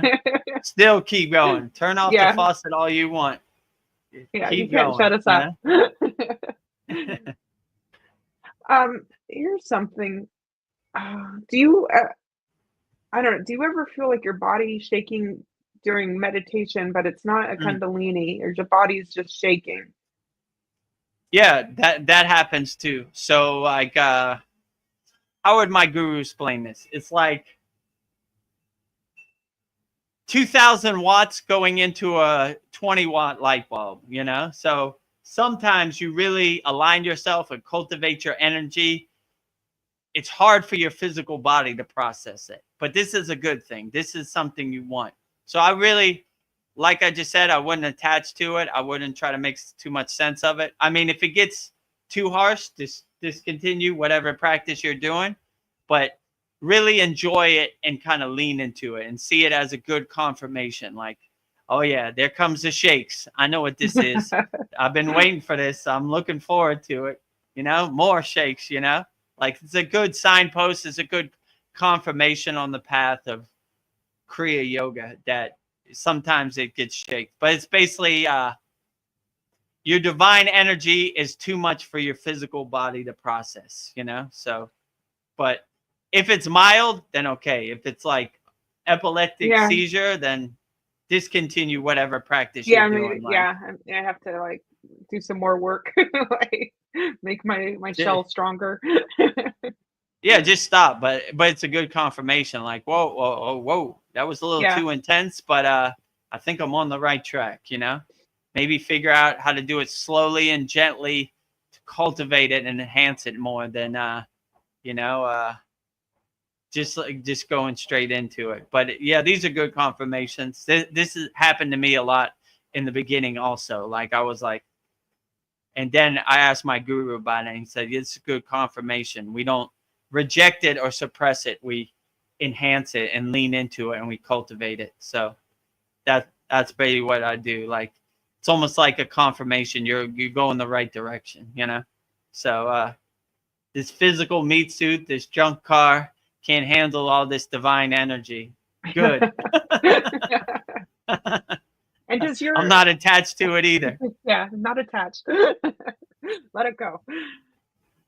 So you've been on the path for a long time. So now does your Kundalini happen without any effort? Is it just kind of just you don't even have to like try, it'll just happen? Yeah, I would like to say that I have a 24-hour a day subtle Kundalini awakening. So I would like to think that it's always awake. And you know, all of our practices in our Kriya Yoga Masterclass are bringing our energy up, waking the Kundalini, telling the Kundalini to open its hood on your crown. So yeah, I would like to think I've done enough inner work that my Kundalini is running in the background 24 hours a day. And hopefully it never goes to sleep. It's always kind of awake and aware. So Yeah. that's what I would like to think. But how to prove it can't be proven. So I would just like to say that from doing all the inner work I've done, my Kundalini has got to a state where it's 24 hours a day, awaken in some subtle level or some kind of milder form. I won't say 100%, maybe like 10, 20%, but it's still awake. It's there to tap into if I wanted to, you know? It's readily available, let's say it like that, you know? Yeah. So if I wanted to send it to 90%, maybe, or Yeah. if it's not necessary, it just kind of idles in the background, let's just say. It's warmed up, but it's just it's not spending too much energy, you know, unless necessary. So yeah, I like to think it's on 24-hour a day loop in the background, 10% or whatever, 20%. Yeah. That's good. Well, I don't know. I have to be up early for this holy yagna fire. And I don't know. I was thinking maybe we can wrap it up if you're open to that. Yeah, Like, sounds good. okay. Sounds like a plan. Yeah. It's been a Yeah, beautiful so if you want to join us in our Yagna Fire in a couple hours, you have time. Go to Kriya Yoga Masterclass, join our Kriya Yoga School, and you'll be in. And I'll send you a link. We had a lot of members join this week, so that's good. Sending them the links too. And like Paul said, I'll send you my email, my direct email. You write on a piece of paper. Like you saw in the video, I'm Kyle Spalding from Idaho and public. Some people want it private because some things are personal, and some people want it public. So you write on there, and yeah, you see me burn it up live. And it's really refreshing and liberating to see all the problems you think define you go up in smoke. It no longer serves you. Swaha. Goodbye. Swaha. So we're doing that in a couple hours. So if you send in your request, I will gladly burn up your request in the holy fire. Some of our members don't send in a request, but I still say their name and burn up all their problems for them and send them healing energy, all financial problems, health problems, family problems, emotional problems, whatever problems you have, we burn them all up, you know? So write it on email me, and I'll copy it, and I'll put it on a piece of paper, and I'll say it, and I'll burn it up in the holy fire. Like, maybe play it one more time before we go. Okay. The Yagna fire, so you can see exactly what I'm talking about. Number 1 on our leaderboard, Cal Spalding from Idaho Falls, Idaho, USA Public. Thank you to our beloved Vedagurudev for all you do in selfless service and all the time and effort and true blissful service in true spirit and heart of Kriya Yoga. You are. Vedagurudev, we appreciate you for making this Kriya Yoga school truly life-changing and a true blessing from Babaji himself to be a part of. We love and appreciate you always. Peace and blessings. May you enjoy this wonderful award on this wonderful day to praise and love our wonderful, beloved, loving, kind, peaceful, blissful Guru and heart of Babaji himself, with much humble thanks and much gratitude from all the Kriya Yoga School members in our hearts to yours. Thank you. Jai Babaji. And Kyle gave me this award, and I printed it up today. So it says, happy, happy, happy Guru Purnima, above and beyond duty. Award to the beloved Vedagurudev. So there you see it. So thank you very much, Kyle, for the award. I appreciated it always. I laminated it. So I'm going to put it next to Veronica's picture. So burning all Cal Spalding's problems in the holy Yagna fire. Jyoti, Jyoti, Jyoti Soyam. Jyoti, Jyoti, Jyoti Param. Swaha. So if you want your problems burned up, that was from our last full moon Yagna on Guru Purnima. So if you want a guru and you resonate with what I'm saying and you would like for me to be your guru, join our Kriya Yoga Masterclass, and I will gladly be your guru and guide you on the path of Kriya Yoga. So go to kriyayogamasterclass.com, or if you want to try out Kriya Yoga and see if you resonate with you, go to freekriyayoga.com, or also go to my YouTube channel at Vedagurudev. Support the channel.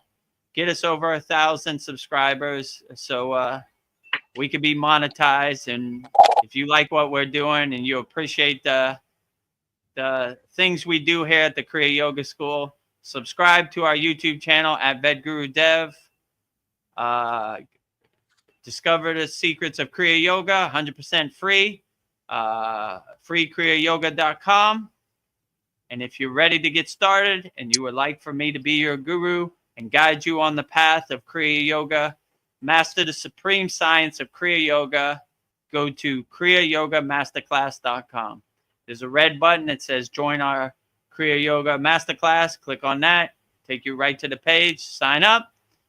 Or if you want to book a call with me, go to Kriya Yoga Masterclass, and there's under that red button, there's another red button that says book a call with me. Calendar will come up, pick your date and time, and I'll be on there. So I guess that's all that needs to be said for our July 23rd, 2025 Vedgurudev's live Kriya Yoga Q&A Satsang. Appreciate everybody out there in YouTube land. And before we go, as always, we will give Babaji's Mula Mantra, which is Babaji's direct phone number. So if you're going through anything and you need Babaji's direct phone number, his Mula Mantra, it is Om Kriya Babaji Namo Om. And Veronica will say it so beautifully right now. Om Kriya Babaji Nama Om. Om Kriya Babaji Namo.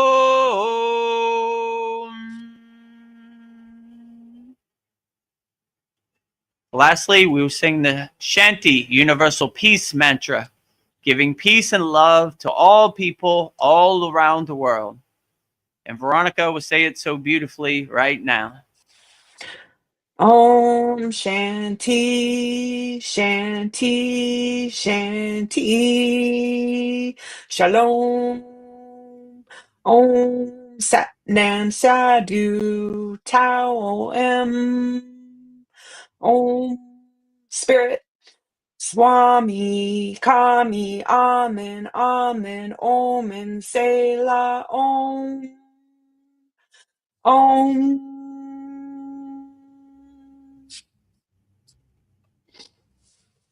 Om Shanti, Shanti, Shanti. Shalom. Sat Nam Sadhu Tao Am Om Spirit Swami Kami Amen Amen Om and Selah Om.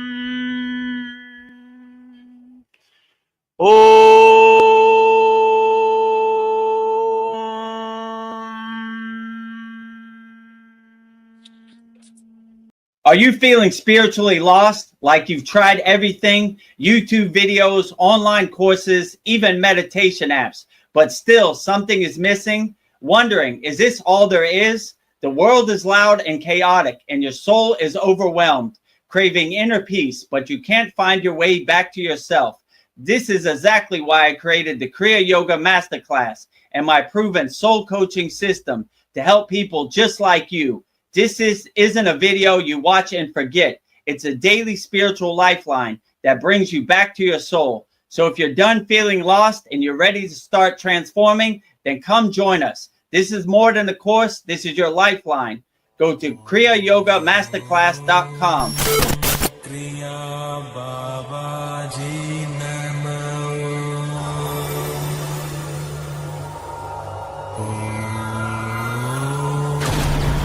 Kriya Babaji Namo.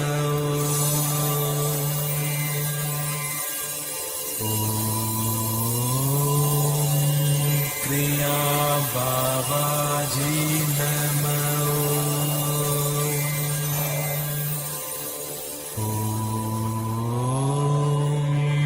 Kriya Babaji Namo.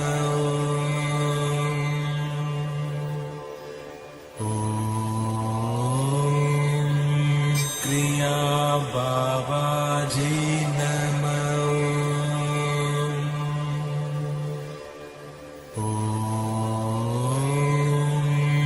Kriya Babaji Namo.